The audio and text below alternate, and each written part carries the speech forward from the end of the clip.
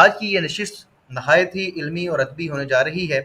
ماشاءاللہ میں علامہ صاحب کا، علامہ سید ظاہر عباس صاحب کا دل سے معترف ہوں، اور ماشاءاللہ ان کی محبتوں کا قائل ہوں، اور ان کا بہت زیادہ شکر گزار ہوں، کیونکہ علامہ صاحب نے جب بھی ہم نے گزارش کی کسی بھی ٹاپک پہ، جیسے کہ آج ہم نے ایک ٹاپک رکھا ہے، تو علامہ صاحب نے ہمیں مایوس نہیں کیا بلکہ ٹائم دیا، اور ماشاءاللہ یہی علماء کا خاصہ ہے کہ جہاں پر ان کی ضرورت ہو وہ ضرور تشریف لاتے ہیں۔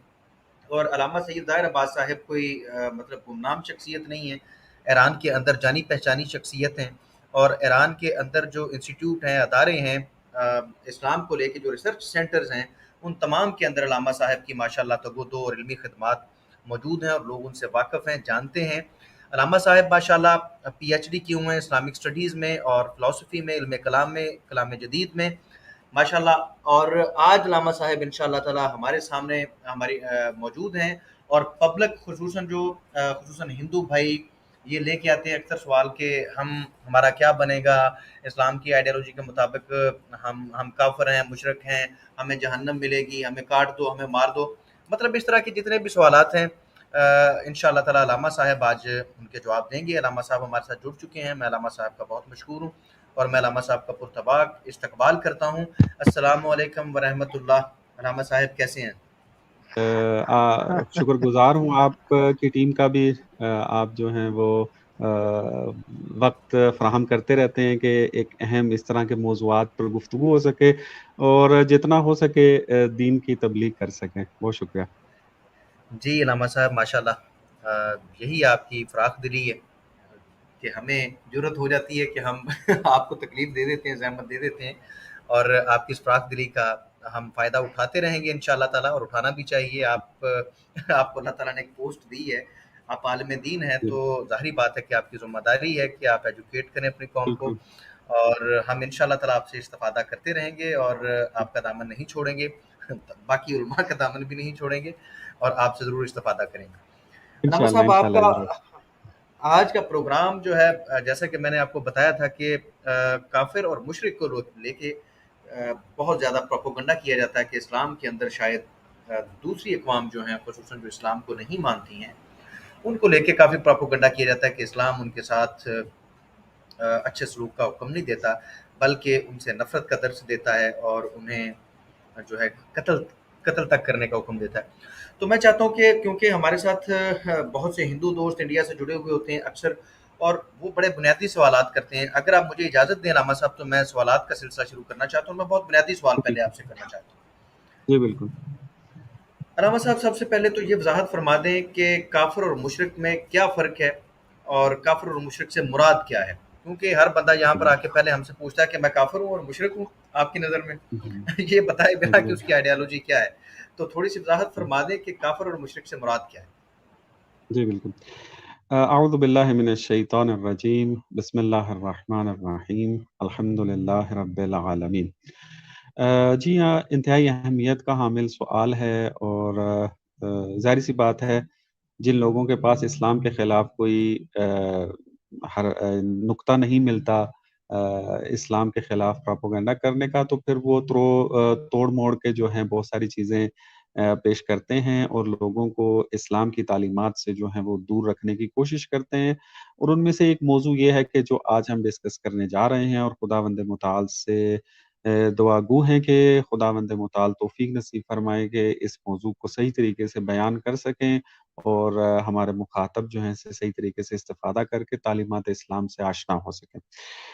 دیکھیں، کافر اور مشرک دو اصطلاحیں قرآن کے اندر استعمال ہوئی ہیں، یہ دو اپنے اندر الگ الگ معنی رکھتے ہیں۔ کافر، میں زیادہ اکیڈمک بحثوں کے اندر نہیں جاؤں گا، چونکہ عربک کے ساتھ مربوط چیزیں ہیں، اور پھر ہمارے اکثر مخاطب جو ہیں وہ ظاہر سی بات ہے عربی سے دور ہیں، تو میں سادہ زبان میں اردو کے اندر مطالب کو آگے لے کر چلوں گا تاکہ سب کے لیے قابل فہم ہو مطالب۔ دیکھیں، کافر کو جو ہم ڈیفینیشن کرتے ہیں اس سے مراد ہماری یہ ہوتی ہے کہ جو خدا کا انکار کرے، یا خدا کے نمائندے کا انکار کرے، یا خدا کی بھیجی ہوئی شریعت یا دین کا انکار کرے، ہم اس کو کافر کہتے ہیں۔ کافر یعنی انکار کرنا، یہ کافر کے زمرے میں آتا ہے۔ ایک بندہ کہتا ہے کہ میں خدا کو نہیں مانتا، ایک بندہ کہتا ہے کہ میں پیغمبر ختمی مرتبت کو جو ہے وہ نہیں مانتا، ایک بندہ کہتا ہے کہ میں جو ہے وہ قرآن کو نہیں مانتا، تو ہم اس کو کہتے ہیں کہ یہ چونکہ انکار کر رہا ہے یا خدا کا یا خدا کے نمائندے کا یا اس کے برحق دین کا، تو لہٰذا یہ کافر جو ہے وہ شمار ہوتا ہے۔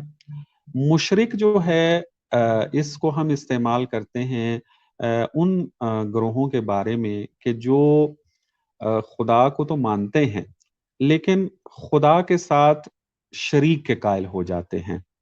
مثلا آپ کو زرتشتی ایک فرقہ جو ہے وہ مذہب جو ہے وہ نظر آئے گا کہ جو قدیم الایام کے اندر قائل تھا کہ خیر کا خدا اور ہے اور کیا نام ہے اس کا، شر کا جو خدا ہے وہ اور ہے۔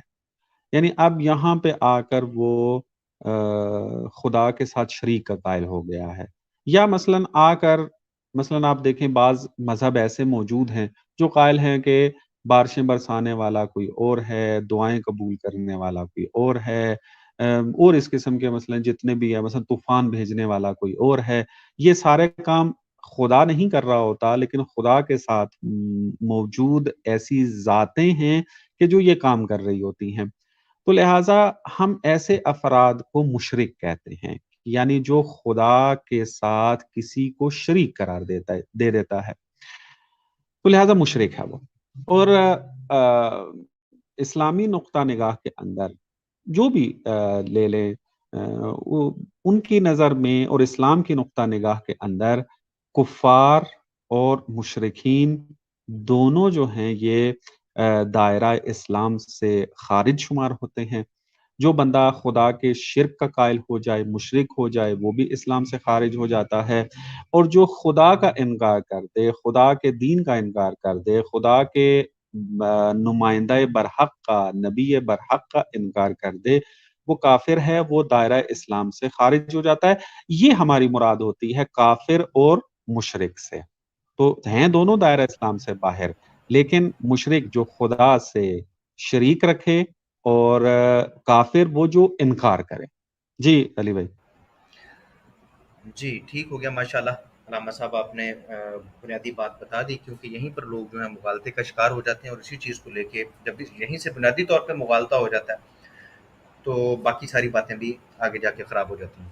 اچھا علامہ صاحب، جیسا کہ ہم دیکھتے ہیں کہ دنیا کے اندر اسلام کے علاوہ اور بھی ادیان موجود ہیں، اور بھی آئیڈیالوجیز موجود ہیں، کئی آئیڈیالوجیز موجود ہیں، تو کیا سب ادیان کو ہم حق پہ مان سکتے ہیں؟ جی انتہائی اہمیت کا حامل سوال ہے یہ۔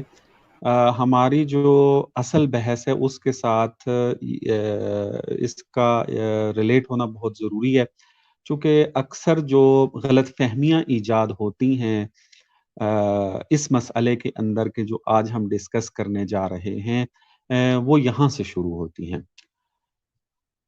پہلا مرحلہ یہ ہے کہ آیا ایسا ہو سکتا ہے کہ جتنے ادیان موجود ہیں اس دنیا کے اندر، مثلا مسیحیت ہے، یہودیت ہے، اسلام ہے، ہندوازم ہے، سکھزم ہے، بدھزم ہے، اور بہت سارے اس قسم کے جو ادیان جو ہیں وہ موجود ہیں، آیا یہ سب کے سب حقیقت اور حق پر ہو سکتے ہیں یا نہیں؟ جواب ہمارا یہ ہے، اور اس کے اوپر ہمارے پاس عقلی دلائل موجود ہیں، کہ سارے کے سارے حق پر نہیں ہو سکتے۔ کیسے؟ مثال کے طور پہ میں آپ کو ایک چھوٹی سی مثال پہلے دے لوں تاکہ مطلب سمجھنے میں آسانی رہے۔ چونکہ تھوڑی سی فلسفیانہ گفتگو اور منطق سے مربوط بحثیں ہو جاتی ہیں، تو چونکہ افراد دور ہوتے ہیں ان بحثوں سے، تو شاید سمجھنے میں مشکل رہے، تو میں بالکل سادہ سی مثالوں سے شروع کرتا ہوں اس کو۔ علی بھائی، اگر کوئی آپ سے یہ کہے کہ آپ اس وقت موجود ہیں اور نہیں بھی ہیں، اور نہیں، دونوں دونوں جملے حق پر بھی ہوں، آیا کوئی بندہ دنیا میں تسلیم کرے گا اس کو؟ یعنی آپ اس نہیں وقت ایسا موجود ہیں بھی اور موجود نہ بھی ہوں۔ نہیں ایسا تو نہیں ہوگا، میں موجود ہوں تو پھر موجود ہوں، نہیں موجود تو نہیں موجود۔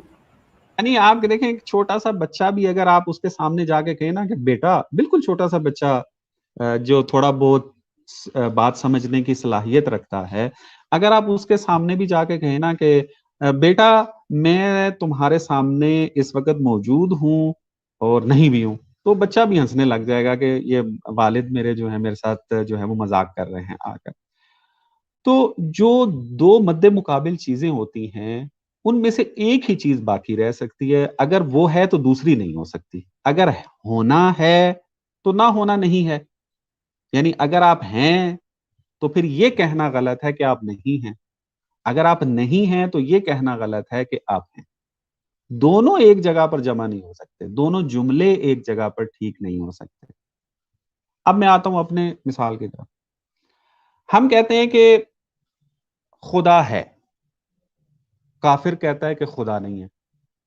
اب کوئی بندہ آ کر کہے کہ اب جتنی بھی آئیڈیالوجیز موجود ہیں یا ورلڈ ویو موجود ہیں، جتنے بھی مذاہب موجود ہیں، وہ کیا ہیں؟ حق پر ہونے چاہیے، تو پھر جواب اس کا یہ ہوگا کہ کیسے آپ دونوں کو حق مانیں گے؟ ایک کہہ رہا ہے کہ خدا ہے، دوسرا کہہ رہا ہے کہ خدا نہیں ہے، تو یہ دونوں حق پر کیسے ہو سکتے ہیں؟ ممکن ہی نہیں ہے۔ آپ کہیں گے حق پر ایک ہی ہے ان دونوں میں سے، جو کہہ رہا ہے کہ خدا ہے وہ حق پر ہے یا وہ حق پر ہے کہ جو کہہ رہا ہے کہ خدا نہیں ہے؟ تو یہاں پر اب فیصلہ ہوگا دلیل کے ذریعے، جس کی دلیل قوی ہوگی وہ حق پر کہلائے گا، جس کی دلیل جو ہے وہ کمزور ہوگی یا جس کی دلیل ہوگی ہی نہیں تو وہ باطل شمار ہوگا۔ تو ہم چونکہ خدا کے وجود پر دلائل رکھتے ہیں اور محکم اور مستحکم دلائل رکھتے ہیں، مضبوط دلائل رکھتے ہیں، تو لہٰذا ہم حق پر ہیں، اور جو خدا کو نہیں مانتے ہم ان کو باطل پہ مانتے ہیں۔ یا مثلا اسلام قائل ہے کہ خدا ایک ہے، لیکن مسیحیت کے اندر نظریہ پایا جاتا ہے تثلیث کا، تو اب ایک ہے اور وہ کہتے ہیں تثلیث ہے، تو ایک اور تثلیث، ایک اور تین، یہ جمع نہیں ہو سکتے، یا ایک ہے یا نہیں ہے۔ یعنی اسلام کہہ رہا ہے کہ خدا ایک ہے، مسیحیت کہہ رہی ہے کہ خدا ایک نہیں ہے، ظاہر سی بات ہے تبھی تثلیث کے وہ قائل ہوئے ہیں۔ تو اب کوئی بندہ اگر کہے کہ آپ مسیحیت کو بھی جو اس وقت موجود ہے، چونکہ مسیحیت جو جناب عیسیٰ علیہ السلام پر دین نازل ہوا تھا وہ تو دین برحق تھا، اور بعد میں پھر اس کے اندر تحریفات ایجاد ہوئی ہیں۔ تثلیث کا نظریہ ہمارا عقیدہ ہے کہ یہ نظریہ اصل مسیحیت کے اندر موجود نہیں تھا، کیونکہ تمام انبیاء توحید پروردگار کی تبلیغ کرتے تھے اور ایک خدا کی طرف دعوت دیتے تھے۔ تو اب یہ جو ہمارے پاس مسیحیت موجود ہے یہ دعویٰ رکھتی ہے کہ تین خدا ہیں، اور ہمارا دعویٰ یہ ہے کہ ایک خدا ہے، تو اب اس کا مطلب یہ ہے کہ ہم دونوں میں سے کوئی ایک ٹھیک ہوگا، یا ایک کہنے والا یا تین کہنے والے۔ اب یہ نہیں ہو سکتا کہ ایک کہنے والا بھی ٹھیک ہو، حق پر ہو، اور تین کہنے والا بھی حق پر ہو، نہیں جمع نہیں ہو سکتی یہ چیزیں۔ ایپسٹمولوجیکل یہ چیزیں مشکل رکھتی ہیں، فلسفیکل یہ چیزیں مشکل رکھتی ہیں، کوئی عاقل انسان اس کو قبول کرنے کے لیے تیار نہیں ہے، تو لہٰذا حق ایک ہی ہے، وہ ہر مورد کے اندر دیکھا جائے گا کہ کون سا ہے۔ اور اس طرح کی میں بہت ساری مثالیں دے سکتا ہوں کہ مثلا آپ دیکھ لیں کہ اسلام جس خدا کی طرف دعوت دیتا ہے وہ خدا ہے کہ جو نہ جسم ہے، نہ جسمانیت رکھتا ہے، نہ زمان و مکان کے اندر آتا ہے، زمان و مکان سے ماورا ہے، خالق زمان و مکان ہے، نہ کہ زمان و مکان کے اندر موجود ہے، جسم و جسمانیت سے پاک ہے، مبرہ ہے، جس کو ہم مجرد کے ساتھ تعبیر کرتے ہیں۔ یہ دین اسلام نے ایسے خدا کا جو ہے وہ تعارف کروایا ہے۔ لیکن ہمیں یہودیت کا ایک مذہب نظر آتا ہے جو خدا کو جسم مان رہا ہوتا ہے، ایسی صفات نسبت دی جا رہی ہوتی ہیں خدا کی طرف کہ جو خدا کے جسم ہونے کی جو ہے وہ طرف اشارہ کر رہی ہوتی ہیں، یا وہ جسم ہونے کا قائل ہو جاتے ہیں۔ تو اب یہاں پر یا تو یہ عقیدہ ٹھیک ہوگا کہ خدا وہ ہے کہ جو جسم و جسمانیت سے پاک ہے، یا یہ عقیدہ ٹھیک ہوگا کہ خدا جسم و جسمانیت رکھتا ہے۔ دونوں ایک ساتھ حق پر نہیں ہو سکتے، کسی بھی عاقل انسان سے فیصلہ کروا لے، بس حق ایک ہے۔ تو دین اسلام کے پاس چونکہ خدا کے وجود پر بھی مستحکم دلیلیں موجود ہیں، خدا کے ایک ہونے پر بھی مستحکم دلیلیں موجود ہیں، مستحکم یعنی مضبوط دلیلیں جو ہیں وہ موجود ہیں، اور جو ہے خدا کے جسم و جسمانیت سے پاک ہونے اور اس کے مجرد ہونے پر بھی مضبوط دلیلیں موجود ہیں. بس اس اعتبار سے ہم کہہ سکتے ہیں کہ دین اسلام دین حق ہے، اور باقی جو ادیان اس کے مقابل میں ہیں وہ باطل پر ہیں، ان کے عقائد جو ہیں وہ درست نہیں ہیں. جی علی بھائی. جی ماشاء اللہ علامہ صاحب، آپ نے بہت خوبصورت مثالوں کے ساتھ آج کل تو یہ مسئلہ ایسے بنا ہوا ہے کہ شہد کے چھتے میں ہاتھ ڈالنے والی مکھیوں کے چھتے میں ہاتھ ڈالنے والی بات بن گئی ہوئی ہے. اکثر مرتدین یہ سوال کرتے ہیں اور کہتے ہیں جی کہ اسلام کہتا ہے کہ میں ہی دین تو صرف اسلام ہی ہے.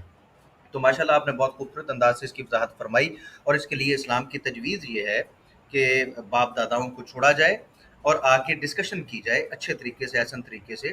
آپ بھی جیسے آپ نے فرمایا کہ ایک بندہ کہہ رہا ہے کہ خدا ہے ہی نہیں اور ایک کہہ رہا ہے خدا، دونوں باتیں ایک وقت میں ٹھیک نہیں ہو سکتی. تو اس کا حل کیا ہے؟ اس کا حل یہ ہے کہ بیٹھیں اور دلائل کے ساتھ بات کریں. تو ظاہری بات ہے حق ایک ہی نکلے گا، جیسا کہ آپ نے فرمایا تمام متضاد باتیں ایک ہی وقت میں ٹھیک نہیں ہو سکتی. تو علامہ صاحب میں آگے چلتا ہوں. ماشاء اللہ آپ نے بہت خوبصورت وضاحت فرما دی. چلیں یہ مان لیا ہم نے کہ دین تو جو ہے وہ ایک ہی ہوگا، یا آئیڈیالوجی جو ہوگی وہ بہتر ہوگی، جو سب سے بہترین ہوگی وہ ایک ہی ہوگی. اگر ایک دین حق پر ہے تو کیا باقی سب جو ہیں وہ جہنم میں جائیں گے، جتنی آئیڈیالوجیز رکھنے والے اور لوگ موجود ہیں؟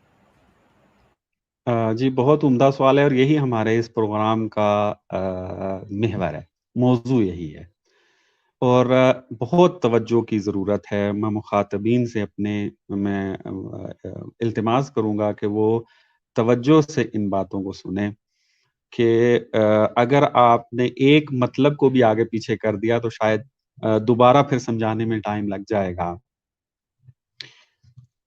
وہ یہ ہے کہ دین اسلام اس بات کا قائل ہے کہ حق ایک ہی ہے، جیسے میں نے بیان کیا.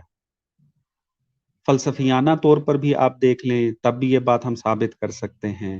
آیات قرآن کے ساتھ اگر کہیں تب بھی اس بات کو ہم ثابت کر سکتے ہیں کہ حق ایک ہی ہو سکتا ہے، ایک سے زیادہ نہیں ہو سکتے، جس کی میں نے ابھی پچھلے سوال میں مثالیں بھی دے دی ہیں. خدا کے ہونے یا نہ ہونے میں ایک ہی ٹھیک ہو سکتا ہے، خدا کے ایک اور تین ہونے میں ایک ہی ٹھیک ہو سکتا ہے، خدا کے جسم ہونے یا نہ ہونے میں ایک ہی ٹھیک ہو سکتا ہے. یہ حق ایک ہی ہے. لیکن دین اسلام اس بات کا قائل ہے کہ جو انسان حق پر نہیں رہ پایا،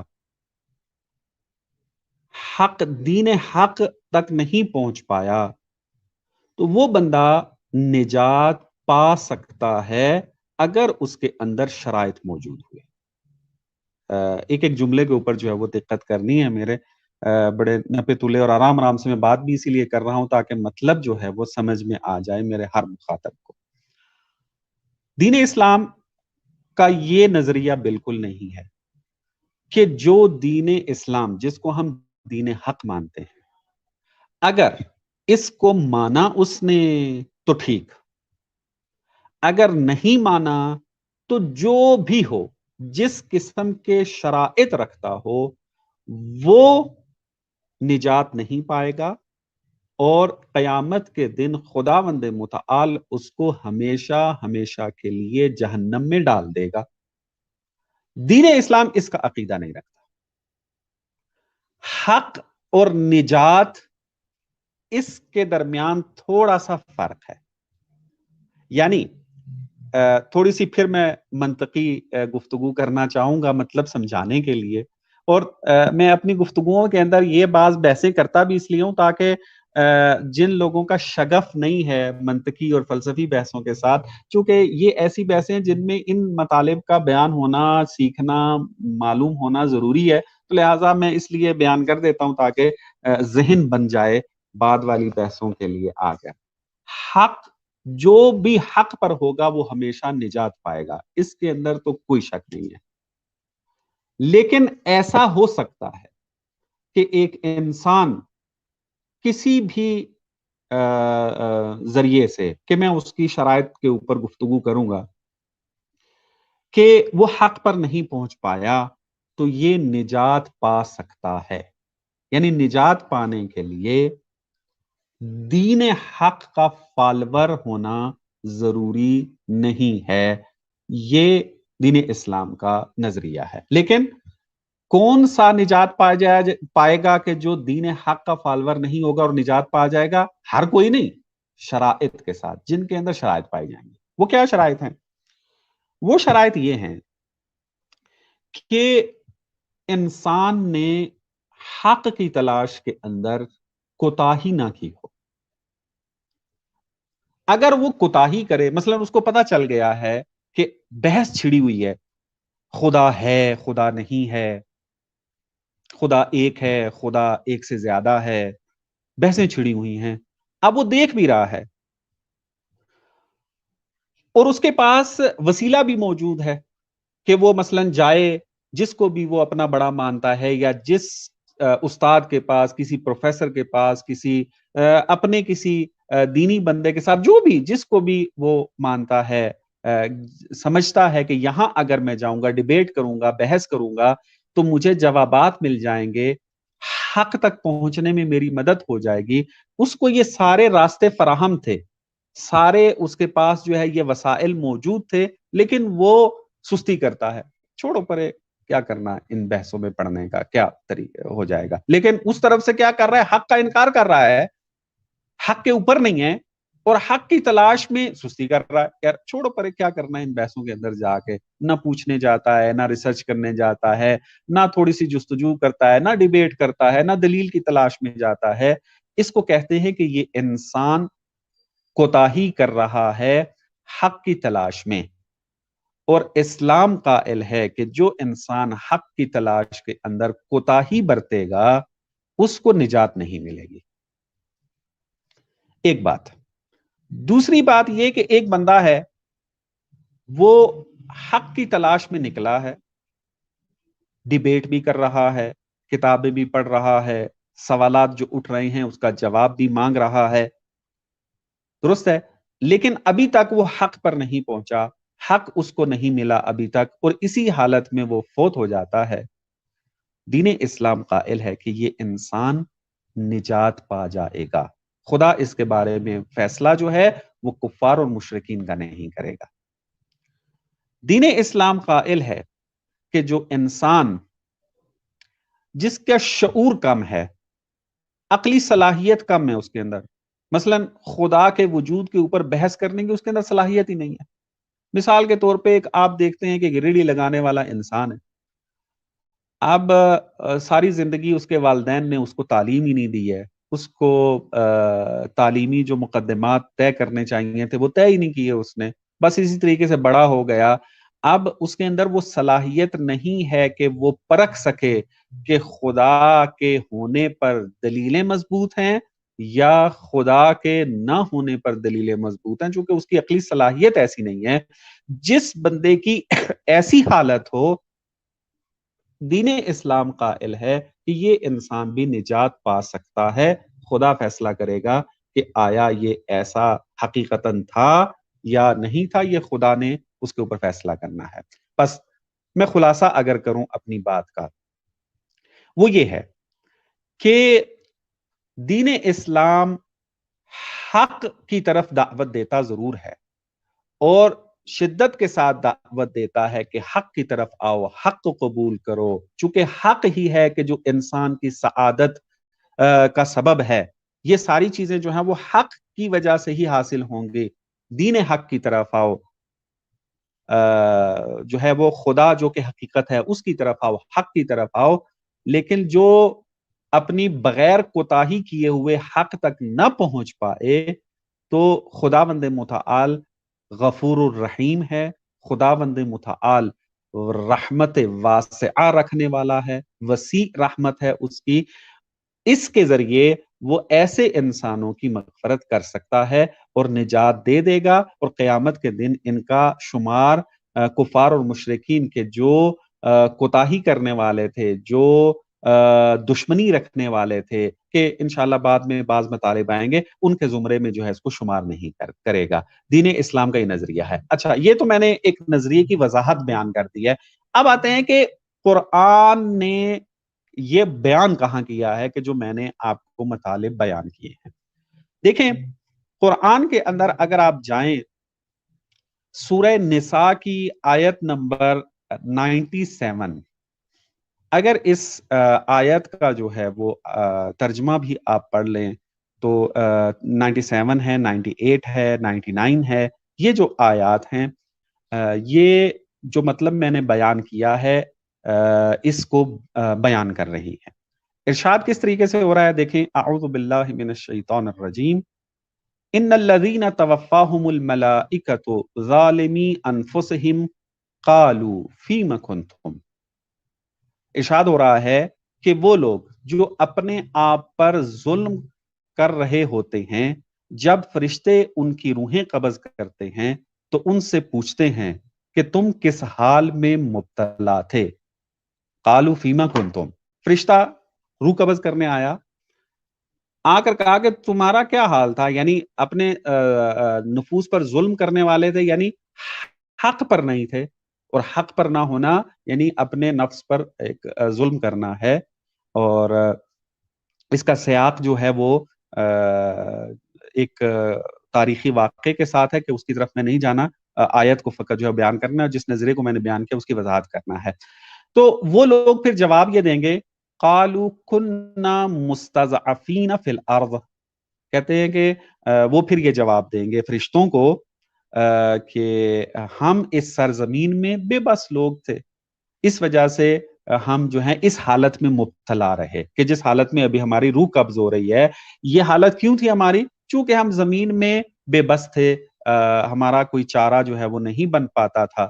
تو قالو، تو فرشتے جواب میں کہیں گے الم تکن ارض اللہ واسعہ، کیا خداوند متعال کی زمین وسیع نہیں تھی کہ فتحاجروا فیہا، کہ تم ہجرت کر جاتے وہاں پر؟ اگر تم اس علاقے میں پڑے ہوئے تھے اور تم بے بس تھے اور تم جو ہے وہ باطل کے اندر جو ہے وہ مبتلا تھے تو ہجرت کر جاتے کسی اور جگہ کے اوپر، اور وہاں پر جا کر حق تو تمہیں مل جاتا اور اس حالت سے تم باہر آ جاتے۔ تم نے چونکہ یہ کام نہیں کیا ہے، کوتاہی کی ہے، فَأُولَئِكَ مَأْوَاهُمْ جَهَنَّمْ وَسَاءَتْ مَصِيرًا، چونکہ کوتاہی کی ہے، تمہارے ہاتھ میں تھا، وسیلہ فراہم تھا، لیکن تم لوگوں نے حق کو پہچاننے کے اندر کوتاہی کی ہے، بس تمہارا جو ٹھکانہ ہے وہ جہنم، تمہارا جو ٹھکانہ ہے وہ جہنم ہے۔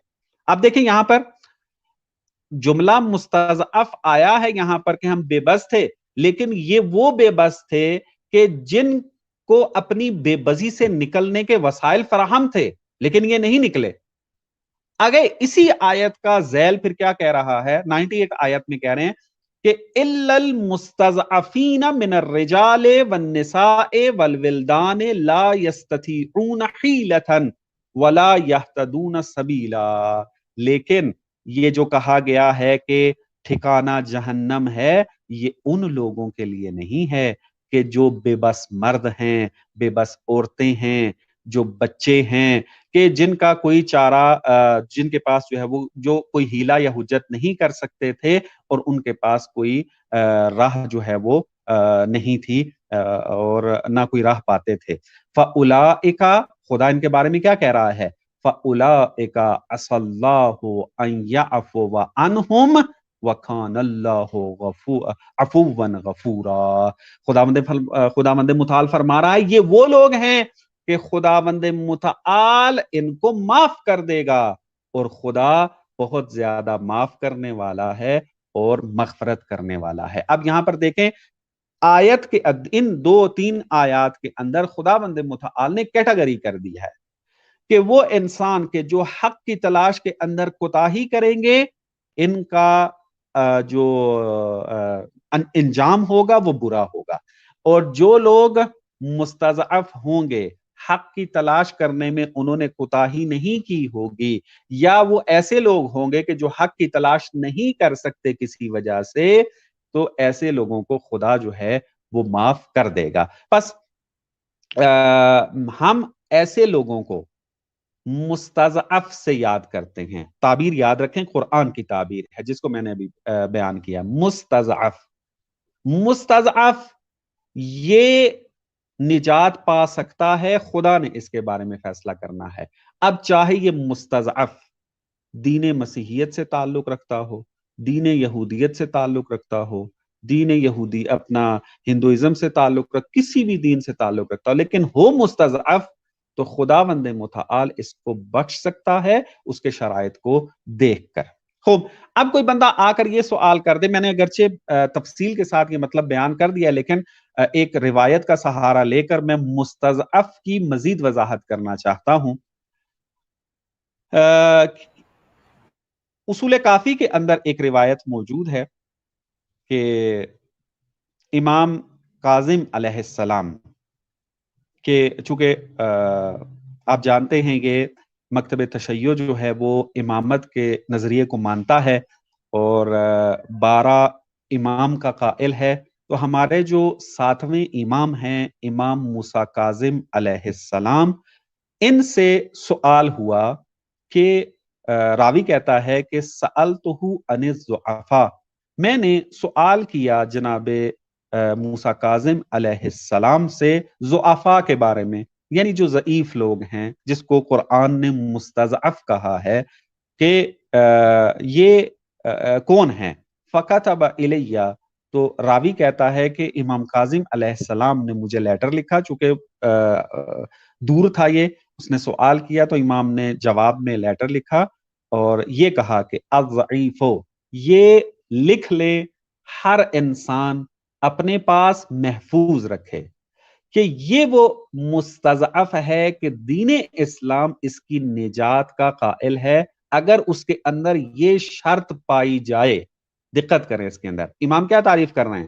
الضعیف من لم ترفع الیہ حجت، ضعیف وہ شخص ہے کہ جس تک دلیل نہیں پہنچی، یعنی حق ثابت دلیل کے ساتھ ہوتا ہے، اس انسان تک دلیل نہیں پہنچ پائی، اور دلیل نہ پہنچنے کی وجہ سے یہ کیا ہے، حق کو نہیں پہچان پایا، تو یہ ضعیف انسان ہے۔ وَلَمْ يَعْرِفِ الْاخْتِلَافَ، اور ضعیف اس شخص کو کہتے ہیں کہ جو اختلاف کو نہ پہچانتا ہو۔ بہت، یعنی آپ دیکھیں کیسے شرائط لگائے گئے ہیں، مثلا اختلاف کو نہ پہچانتا اسے کیا مراد ہے؟ یعنی آپ دیکھیں ایک ایسے علاقے میں چلے جائیں یا ایسے لوگوں کے پاس چلے جائیں کہ جو بچپن سے یہی انہوں نے سیکھا ہے کہ ہم جس مذہب کے اندر زندگی گزار رہے ہیں یہی حق کے اوپر ہے، ان تک دوسرے مذاہب کی باتیں پہنچائی نہیں گئی ہیں، یا اس معاشرے کے اندر بحث و مباحثہ ہی نہیں ہوتا، وہ سوشل میڈیا سے بھی مربوط نہیں ہے، وہاں پر کوئی اور دین کی باتیں بھی نہیں ہوتی ہیں، ان کو پتہ نہیں ہے اختلاف کا کہ کس قسم کا جو ہے وہ اختلاف جو ہے وہ پایا جاتا ہے۔ تو اگر اس کو نہیں پتا، مثلا اگر وہ ملحد خاندان میں پیدا ہوا اور ایسے ماحول میں اس نے زندگی پائی کہ جہاں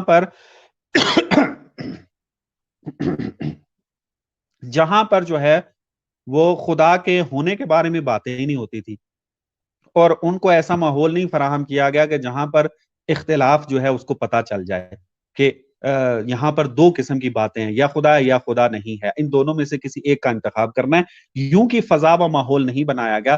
اختلاف کو اگر اس نے نہیں پہچانا تو ایسے لوگ کہ جو اختلاف کو نہیں پہچانتے یہ لوگ بھی ضعیف شمار ہوں گے۔ امام پھر آگے فرماتے ہیں فَإِذَا عَرَفَ الْاِخْتِلَافَ، اگر انسان کو اختلاف کا پتہ چل جائے کہ اس مسئلے میں اختلاف پایا جاتا ہے، خدا ہے یا نہیں ہے، اس مسئلے میں اختلاف پایا جاتا ہے اور اس کو حل کرنا ہے، اگر اس کو یہ اختلاف کا پتہ چل جاتا ہے تو پھر یہ فَلَيْسَ بِمُسْتَضْعَف، تو پھر یہ مستضعف شمار نہیں ہوگا۔ جیسے میں نے اس کو پہلے میں نے سادہ کر کے بیان کیا تھا، ابھی میں فقط آپ کو قرآن اور حدیث سے شاہد لا کر بیان کر رہا ہوں۔ میں یہ بیان کر رہا تھا، بات تھوڑی اسی لیے میں نے لمبی کر دی ہے تاکہ سب کے لیے سمجھنا آسان ہو جائے، چونکہ جلدی جلدی کے اندر بہت سارے مطالب رہ جاتے ہیں اور پھر مطلب جو ہے وہ سمجھ نہیں پاتے، اور پھر بہت سارے سوال جنم لے لیتے ہیں بلا وجہ بات کو نہ سمجھنے کی وجہ سے۔ تو بات یہ ہماری چل رہی تھی کہ ہم ایسا انسان کہ جس نے حق کی تلاش کے اندر کوتاہی نہ کی ہو، تو ایسے انسان کو قرآن جو ہے وہ مستضعف کی تعبیر سے یاد کرتا ہے، یعنی یہ ایسا انسان ہے کہ جو کمزور رہا ہے حق کی تلاش کے اندر، یا اس نے کوشش کی ہے لیکن نہیں پہنچ پایا ہے۔ تو میں امام کاظم علیہ السلام کی زبانی بھی آپ کی خدمت میں بیان کر رہا تھا، انہوں نے ایک بہت اچھی ڈیفینیشن بیان کی، اور ہماری مراد بھی مستضعف سے یہ ہوتی ہے، چونکہ ہم قائل ہیں کہ یہ وحی کے گھرانے سے تعلق رکھتے ہیں، تو بہترین انداز میں یہ قرآنی مطالب کو بیان کر سکتے ہیں کہ الضعیف من لم ترفع علیہ حجہ، ضعیف وہ انسان ہے کہ دلیل اور حجت اس تک نہیں پہنچی ہے، یا دلیل نہیں پہنچی ہے یعنی بیکورڈ علاقے میں رہ رہا تھا، یا دلیل اس تک پہنچی ہے لیکن دلیل اس کو قانے نہیں کر سکی، دلیل اس کو آپ اس کو سمجھا نہیں پائے ہیں، دلیل کو اس نے سمجھنے کی کوشش بہت کر رہا ہے، اس کا دلی خواہش ہے کہ میں دلیل کو سمجھ لوں، دل سے وہ چاہتا ہے کہ دلیل کے ساتھ میں حق تک پہنچوں، لیکن جو دلیل اس کو دی جا رہی ہے وہ دلیل اس کو قانے نہیں کر پا رہی ہے، تو یہ مستضعف کے زمرے میں آ جائے گا۔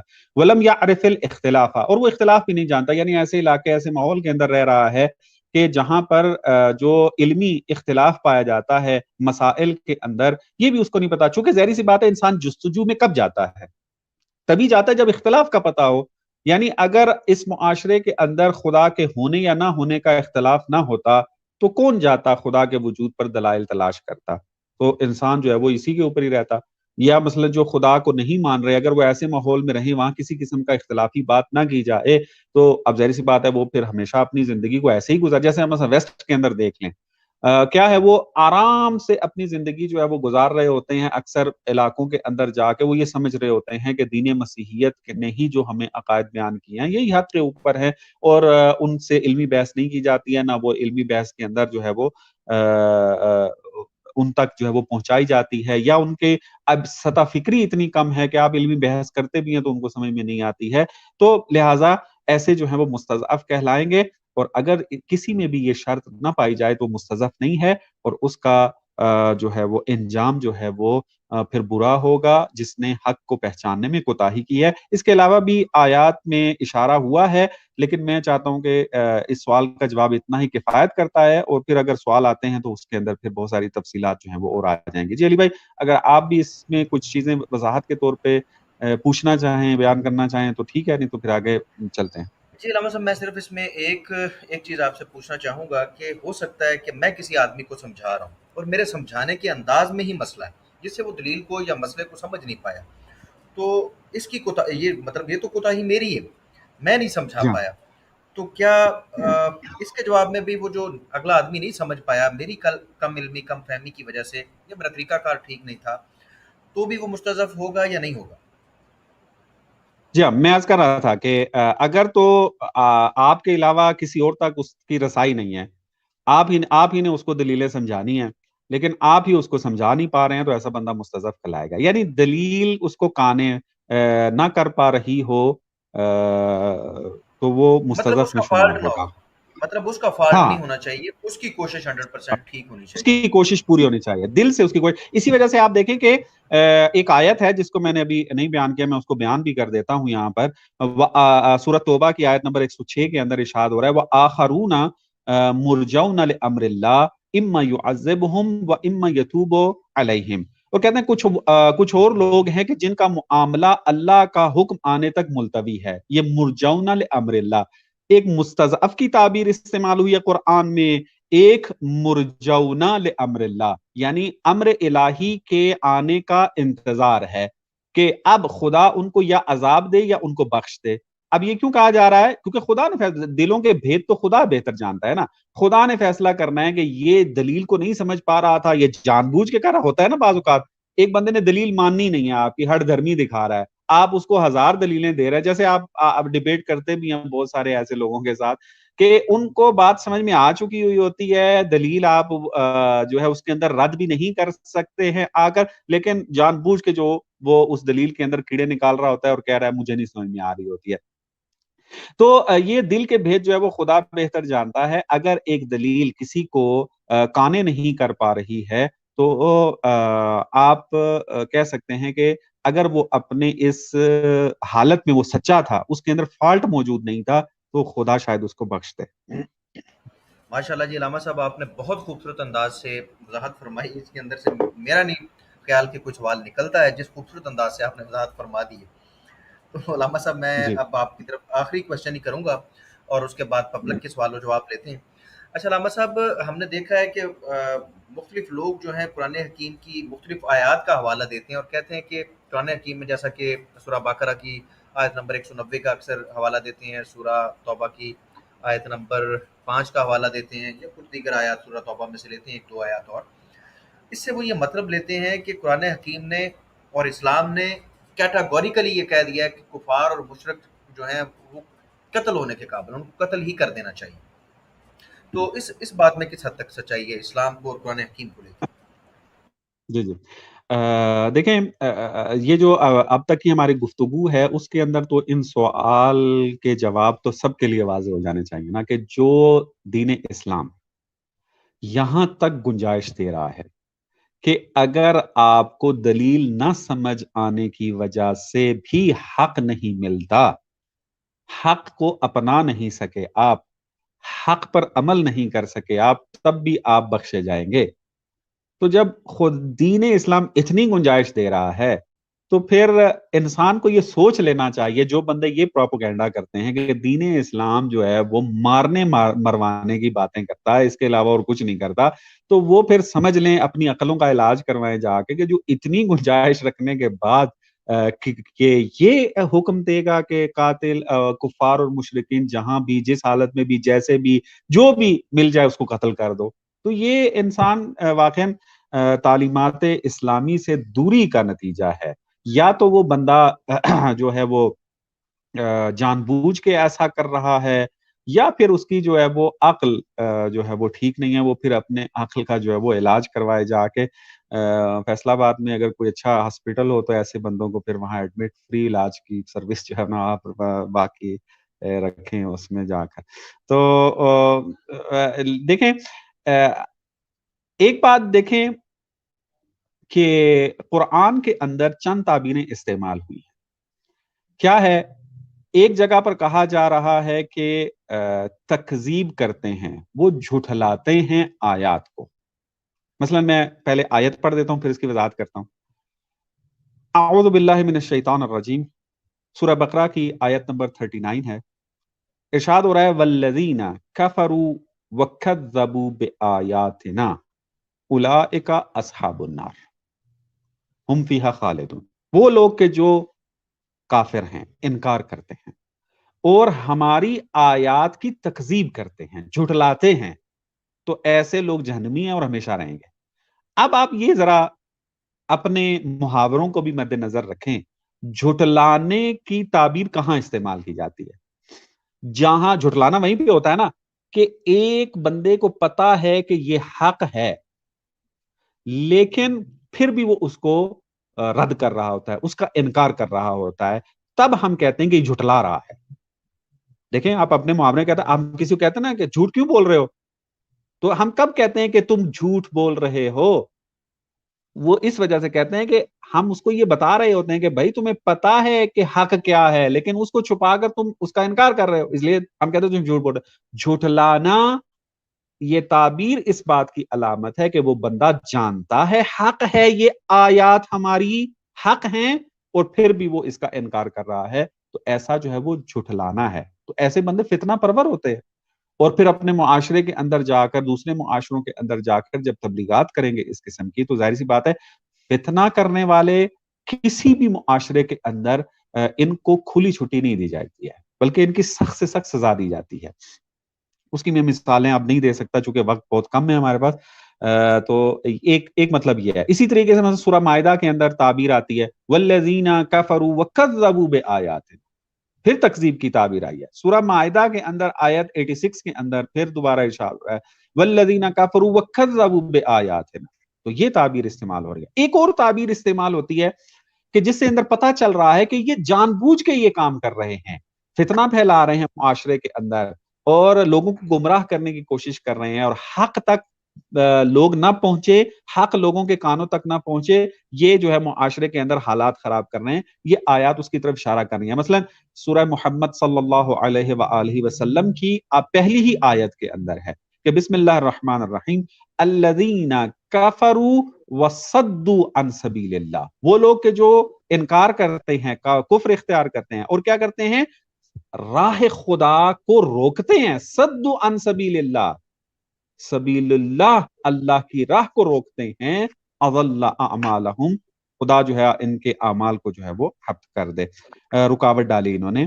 تو یہ اب دیکھیں یہ تعبیریں بتا رہی ہیں کہ جن کے بارے میں شدت پسند رویہ اختیار کیا گیا قرآن کے اندر، وہ ضروری بھی تھا چونکہ یہ فتنہ پرور لوگ تھے، اور فتنہ پرور لوگوں کے بارے میں کبھی بھی رحم کے ساتھ بات نہیں کی جاتی، کبھی بھی نرمی کے ساتھ بات نہیں کی جاتی، بلکہ شدت کے ساتھ جو ہے ان کے ساتھ جو ہے وہ بات کی جاتی ہے، تاکہ ان کو پتا چلے کہ تم لوگ جو ہے وہ غلطی کے اوپر پائے جاتے ہو. بس ایک مطلب یہ تھا جو میں نے یہاں پر بیان کیا.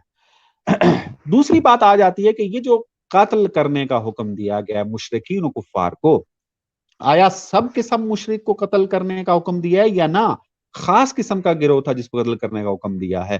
تو ہم جب قرآن کی آیات کی تلاوت کرتے ہیں تو ہمیں نتیجہ یہی ملتا ہے کہ ہر قسم کے قاتل اور ہر قسم کے کافر اور مشرک کو جو ہے یہ حکم نہیں دیا گیا کہ اس کو قتل کیا جائے، بلکہ خاص قسم کا گروہ تھا. مثلا آپ دیکھیں ایک آیت کے اندر ارشاد ہو رہا ہے قاتل المشرکین کافۃ کما یقاتلونکم کافہ، جس طرح وہ تمہارے ساتھ جنگ کرتے ہیں سب کے ساتھ مل کے، تم بھی اسی طریقے سے ان کے ساتھ جنگ کرو. یعنی اس کا مطلب کیا ہے؟ اس کا مطلب یہ ہے کہ قرآن یہ نہیں کہہ رہا، اسلام یہ نہیں کہہ رہا ہے کہ مشرکین کو قتل کر دو حالانکہ وہ تمہارے ساتھ کوئی سروکار نہیں رکھتے ہیں. نہ، وہ تمہارے ساتھ جنگ کر رہے ہیں لہٰذا تم بھی ان کے ساتھ جنگ کرو. تو ظاہر سی بات ہے جب آپ کے گھر کے اوپر حملہ ہوگا، جب آپ کی ذات پر حملہ ہوگا، تو آپ کے دین کے اوپر حملہ ہوگا، تو آپ دفاع جو ہے وہ واجب ہے. عقل اس کو قبول کرتی ہے کہ دفاع جو ہے وہ واجب ہے، دفاع کرنا ہے آ کر.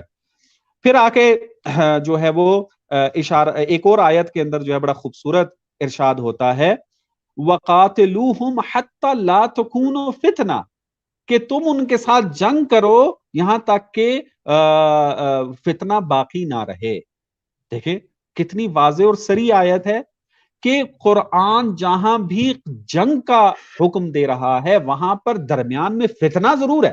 اس فتنے کو ختم کرنے کا حکم جو ہے وہ قرآن دیتا ہے، اور اس کے لیے جہاد اور قتل کا حکم دیا ہے. اور پھر آگے آیت جو ہے بڑی خوبصورت کے ساتھ نتیجہ دے رہی ہے فَإِنِ انْتَهَوْا فَلَا عُدْوَانَ إِلَّا عَلَى الظَّالِمِينَ، ہاں اگر وہ باز آ جائیں تو ظالموں کے علاوہ کسی کے ساتھ زیادتی نہ ہوگی. اور اس سے زیادہ صریح آیت کون سی بیان کی جائے کہ قرآن فقط ان سے جنگ کرنے کا حکم دے رہا ہے کہ جو خود جنگ طلب ہے، جو اسلام کی تبلیغ کو، اسلام کے پھیلنے کو، اسلام کی تعلیمات کو پھیلانے کے اندر رکاوٹ بننا چاہ رہے ہیں اور جنگ کے ذریعے بننا چاہ رہے ہیں. تو ظاہر سی بات ہے ایسے بندوں کے ساتھ نرمی سے بات تھوڑی ہوگی، ایسے بندے کے ساتھ ڈیبیٹ تھوڑی ہوگی. آپ کے گھر کے آگے کلیشنوں کے ساتھ جو ہے آ کر حملہ کر رہے ہیں، تو اب ان سے کیا کہا جائے گا کہ آئیں ہم بحث کرتے ہیں آ کے؟ ظاہر سی بات ہے آپ مقابل میں ان کے جنگ ہی کریں گے. اور قرآن دیکھیں کیا کہہ رہا ہے فَإِنِ انْتَهَوْا، اگر وہ باز آ جائیں یعنی جنگ سے ہٹ جائیں وہ، فَلَا عُدْوَانَ، تو پھر ان کے ساتھ زیادتی نہیں ہوگی، لیکن إِلَّا عَلَى الظَّالِمِينَ، ہاں اگر وہ پھر بھی ظلم کرتے ہیں اور ظالمین رہتے ہیں تو پھر آپ ان کے ساتھ جو ہے وہ وہی سلوک کریں گے ان کے ساتھ آ کر. تو اس قسم کا مثلا جو ہے وہ تعبیر ہے. یا مثلا ایک اور آیت کے اندر ارشاد ہو رہا ہے کہ سورہ مائدہ کی آیت جو ہے وہ 33 ہے، یوں ارشاد ہو رہا ہے کہ اعوذ باللہ من الشیطان الرجیم انما جزاء الذین یحاربون اللہ ورسولہ، وہ لوگ کہ جو اللہ اور رسول کے ساتھ لڑائی کرتے ہیں، محاربہ کرتے ہیں، جنگ کرتے ہیں، ان لوگوں کی جو جزا ہے وہ کیا ہے؟ ان کو پھر جزا سخت جو ہے وہ دی گئی ہے کہ روئے زمین کے اندر فساد پھیلاتے ہیں، ان کی سزا بس یہ ہے کہ وہ قتل کیے جائیں یا سولی چڑھا دی جائیں یا ان کے ہاتھ پاؤں مخالف سمتوں سے کاٹ دیے جائیں یا ملک بدر کیے جائیں، یہ تو دنیا میں ان کی رسوائی ہے اور آخرت میں ان کے لیے عذاب عظیم ہے۔ اب یہ آیت اگر کوئی کاٹ کے یہ بیان کر دے کہ دیکھیں جی کہا جا رہا ہے کہ ان کو قتل کر دیا جائے، ان کے ہاتھ کاٹ دیے جائیں، ان کی ٹانگیں کاٹ دی جائیں، دیکھیں جی اسلام کتنا سخت دین ہے، کتنا قتل و غارت کو ترویج کر رہا ہے، میرے بھائی پہلے آپ ابتدائی آیت کو تو دیکھ لیں، وہاں پہ کیا کن کے بارے میں کہا جا رہا ہے کہ جو اللہ اور اللہ کے رسول سے جنگ پر آمادہ ہیں، کھڑے ہیں جنگ کے لیے اور لڑ رہے ہیں، آ کر ان کے بارے میں ہے وَيَسْعَوْنَ فِي الْأَرْضِ فَسَادًا، اور تعبیر استعمال ہو کہ فساد کر رہے ہیں، تو ان کے بارے میں حکم ہے۔ آج پاکستان یا ہندوستان یا کسی بھی ملک کے اندر کوئی بندہ فساد پھیلا کر دیکھے تو صحیح، کوئی بھی حکومت جو ہے اس کو معاف نہیں کرتی ہے، سخت سے سخت سزا دی جاتی ہے اس بندے کے لیے کہ جو فساد پھیلاتا ہے۔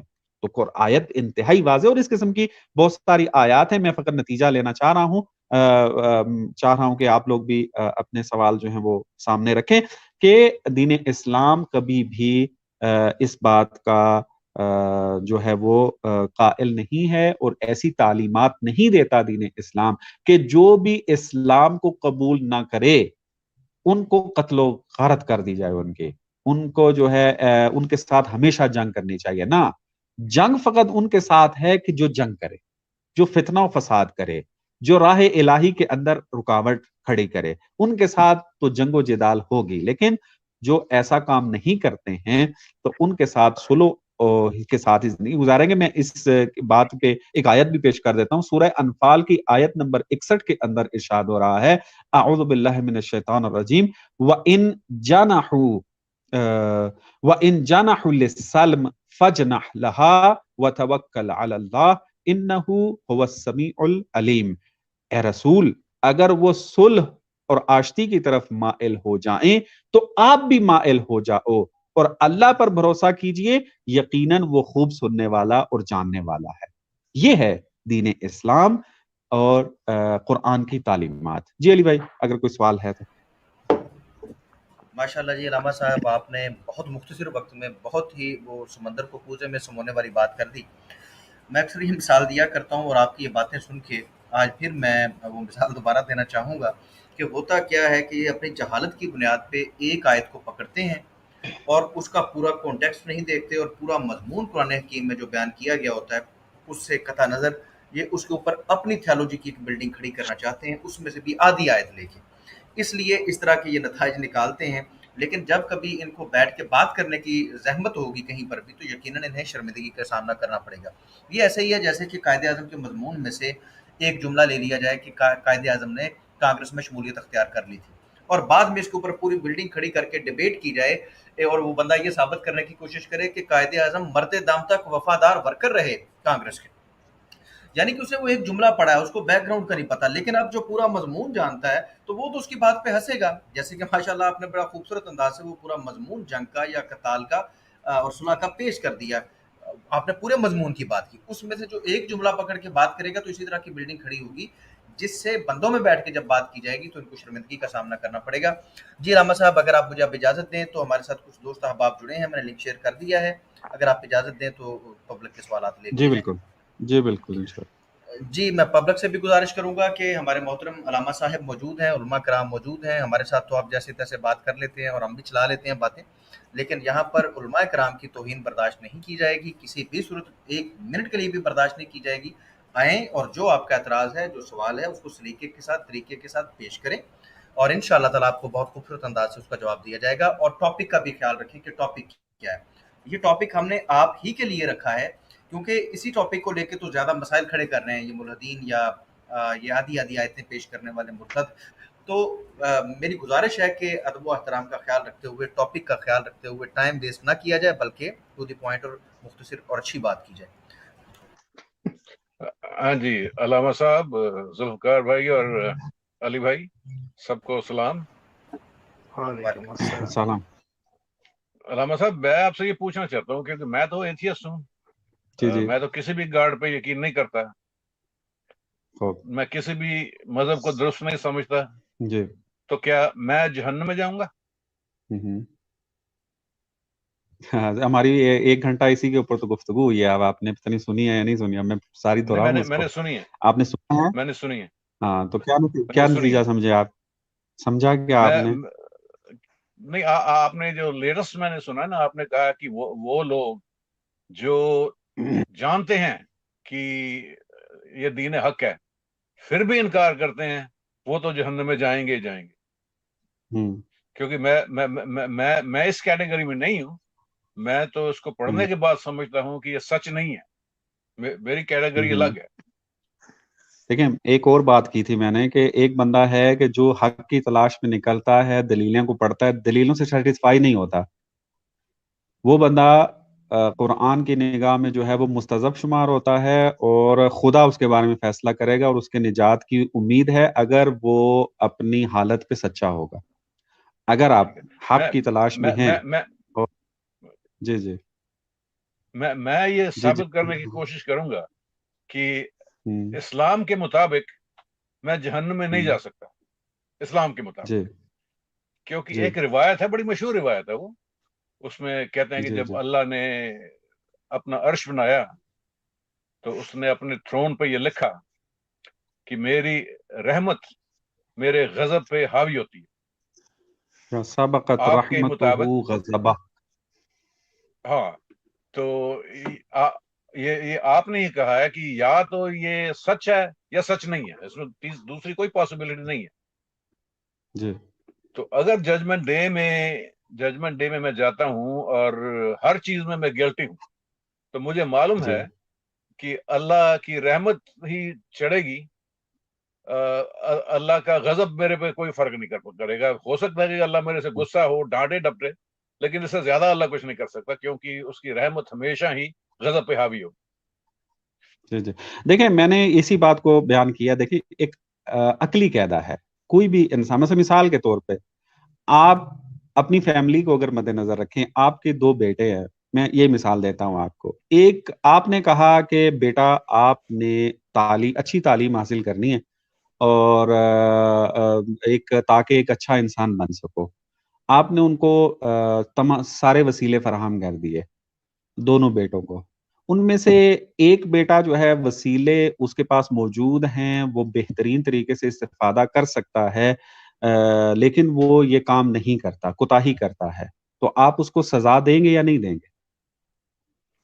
نہیں, کیونکہ دیکھیے, میں تو اس کو سزا تو نہیں دوں گا, کیونکہ اس کی زندگی ہے, وہ اپنی زندگی جیے گا, اس کا فائدہ ہے, بچہ نقصان اسی زندگی میں اسے دیکھیں, ملے گا. ابھی تو وہ بچہ ہے, ابھی فائدہ نقصان کو تو وہ جانتا ہی نہیں ہے, ابھی تو وہ بچہ ہے, فائدہ نقصان تو جانے گا جب تعلیمات حاصل کرے گا. آپ نے اس بچے کو آہستہ آہستہ سمجھانا شروع کیا ہے, اور وسیلے بھی اس کو دینا شروع کیا. اب بچے ہوتے ہیں بعض اوقات ذہین ہوتے ہیں بہت زیادہ, اور آپ اس کو سارے وسیلے فراہم, استاد لگا کر دیتے ہیں, ٹیوشن دیتے ہیں, ان کو کتابیں اچھی دیتے ہیں, اچھے اسکول میں اس کا ایڈمیشن کرواتے ہیں, لیکن پھر بھی جو ہے وہ تعلیم کی طرف توجہ نہیں دے رہا ہوتا. لیکن دوسرا آپ کا بچہ جو ہے وہ بہترین طریقے سے استفادہ کر رہا ہوتا ہے. تو جو آپ کے دیے ہوئے سارے وسیلوں کو استعمال کیے بغیر جو ہے وہ کوتاہی کر رہا ہو, تو آپ اس کو سزا دیں گے یا نہیں دیں گے؟ ابھی تو وہ بچہ ہے. اگر میری رحمت میرے غضب سے حاوی ہوتی ہے تو پھر میں اس کو سزا نہیں دوں. میں عرض یہ کرتا ہوں, ہاں دیکھیں, یہ بات ذہن کے اندر رکھیں, رحمت ہمیشہ نرمی کے اندر نہیں ہوتی ہے, سختی بھی رحمت کا ایک جلوہ ہے. دیکھیں, جب باپ اپنی اولاد کے اوپر سختی کرتا ہے اس کو راہ راست کے اوپر لانے کے لیے, تو کوئی بھی عاقل انسان یہ نہیں کہتا کہ یہ باپ اپنی اولاد پہ ظلم کر رہا ہے. اگر وہ ڈانٹ دیتا ہے, اگر تھوڑے بہت جو ہے وہ اس کو بدنی طور پہ جو ہے وہ تنبیہ بھی کر دیتا ہے, مار بھی دیتا ہے تو اس کو آ کے, تو وہ یہ نہیں کہتے کہ باپ رحم نہیں کر رہا ہے. نہ, اسی رحمت کا تقاضا یہ ہے کہ اس کے اوپر سختی کی جائے, اس کو ڈانٹ دی جائے, اس کو مار دی جائے. تو رحمت ضروری نہیں کہ رحمت ہمیشہ نرمی ہے, رحمت ہمیشہ کیا ہے, اس کے اندر سختی بھی جو ہے وہ پائی جاتی ہے. تو خداوند متعال رحمت رکھتا ہے, اس کی رحمت وسیع ہے.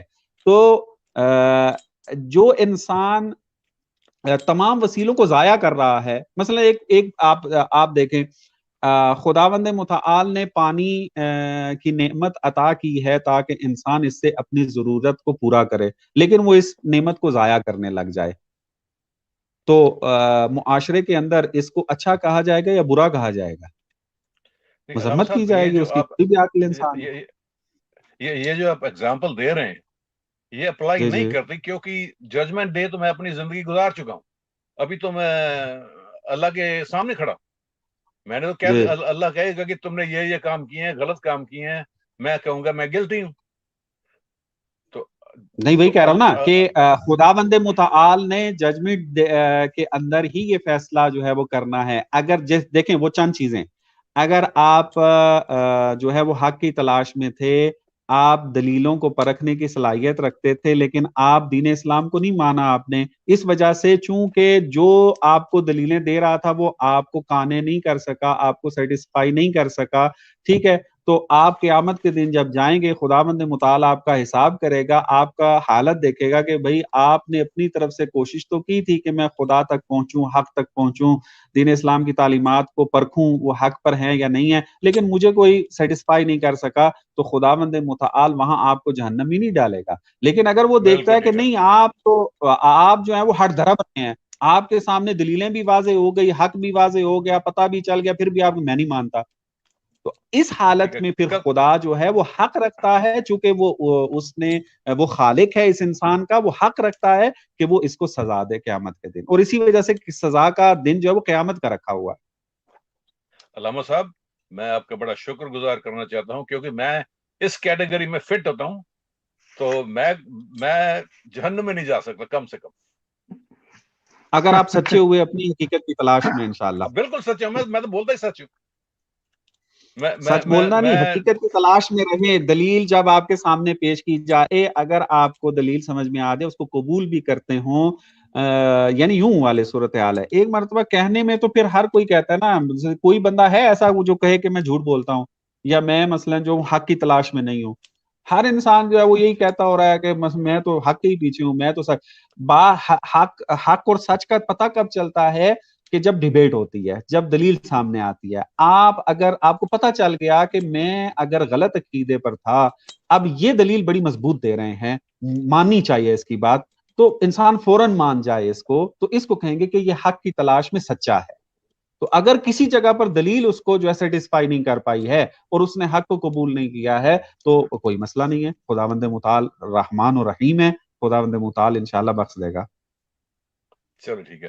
ویسے علی بھائی سے بھی اور وقتاً فوقتاً آپ سے بھی باتیں ہوں گی، آپ سے بھی دلیل لی جائیں گی. تو یہ تو کہتے ہیں نا کہ سفر جاری ہے ابھی. جی جی جی ابو بالکل شاکر صاحب، انشاءاللہ. ہم آپ کی ہیلپ کرنے کے لیے تیار ہیں اور کرتے بھی رہتے ہیں. اوکے علامہ صاحب، تھینک یو ویری مچ. جی بہت بہت شکریہ جناب، اسی اچھا طرح آتے رہیں. جاتے جاتے علی بھائی، تقدیر کے بارے میں آپ سے آگے بھی بات ہوگی، کیونکہ میں نے ایک حوالے آپ کو پیش کرنے، اگلی دفعہ بات ہوئی تب تیار رہیے گا. چلے ٹھیک ہے، ٹھیک ہے. اوکے جی، bye. Okay bye. Thank you sir. جی ندیم بھائی کو علی بھائی واپس لے لیجئے، میرا خیال ہے شاید ان کا مائک جو ہے نا. جی ندیم بھائی. ہیلو. جی ندیم بھائی ہیلو، آپ کی آواز. جی آپ کی آواز آ رہی ہے، پلیز بولیے. اوکے. یہ علامہ صاحب سے ہمارا ایک سوال یہ تھا کہ جیسے کہ انسان کے اندر میں آپ یہ دیکھیں کہ جیسے کہتا ہے کہ ایک اگر وہ پاک صاف رہے. بند ہو گئی. ابھی آواز آ رہی ہے؟ علامہ صاحب مجھے آ رہی ہے، لیکن میرا خیال ہے علامہ صاحب کو نہیں آ رہی. علامہ صاحب آپ کو ابھی آواز آنی آ رہی شروع ہے ندیم بھائی کی؟ ابھی آئی بھی آ تھی، رہی ہے. بولیں. ٹھیک ہے، آپ بتا دیجیے گا مجھے. ابھی شاید آ رہی ہے. جی جی جی جی. یہ ہاں تو میں یہ بولا تھا سر کہ جیسے انسان کو یہ کہا جاتا ہے کہ ایک ایمان بھی ایک ایمان میں اگر آپ دیکھیں تو صفائی رہنا بھی ایک 50% ایک علامت ہوتا ہے ایمان کی. تو ایک وہ 50% وہ ہمارے دماغ میں ایک اس طریقے سے سوال آ گیا تھا، پتہ نہیں کتنا سچ ہے اس میں، اس لیے میں آپ سے چاہا کہ اگر موقع ملا تو میں ان سے پوچھ لوں. اگر کوئی ہندو ایک انسان ہے تو اس میں دو طریقے کی بات ہوتی ہے. اگر وہ بندہ صاف ستھرا رہتا ہے طریقے اور قاعدے سے ہے تو ایک تو ایمان کے حالت پہ ہوا ہے، وہ ہم کہیں گے کہ ان کا 50% ایمان درست ہے.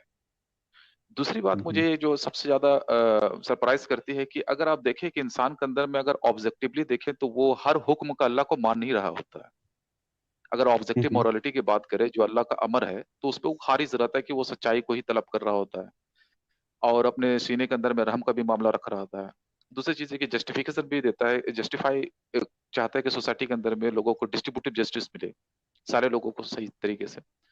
اور یہ ساری جو چیز ہے تو یہ تو ایک طرح سے اللہ کا وہ حکم کو ہی مان رہا ہوتا ہے جو ان کے باطن پہ ہے, جس کو ہم کہتے ہیں تزک نفسیہ, نفس کو اپنے اس کو دیکھنا کہ میں صحیح طریقے سے چیزوں کو کر رہا ہوں. پرابلم یہ آ جاتی ہے کہ اگر ایکسٹرنل آپ دیکھیں کہ اللہ کا وجود کو ماننا, یہاں پہ پرابلم ہے کہ وہ بھٹکے ہوئے ہیں, لیکن انٹرنل وہ اللہ کا آرڈر کے حکم کو ہی تعمیل کر رہے ہوتے ہیں. اور دوسرے پہ اگر دیکھیں تو ایمان کی اگر سچائی میں 50% جو ہے صفائی ستھرا بھی ہے, تو کیا ہم یہ کنکلوژن پہ جا سکتے ہیں کہ کیا ان کو بھی اپریشیٹ کیا جانا چاہیے؟ احکام ایسے ہیں کہ جن کے اوپر وہ عمل کر رہے ہوتے ہیں, اگرچہ وہ اسلام کے اوپر نہیں ہیں پھر بھی وہ عمل کر رہے ہیں, تو اس وجہ سے ہم کہہ سکتے ہیں کہ وہ نجات پا جائیں گے. یہی کہنا چاہ رہے تھے آپ؟ خلاصہ یہی ہے.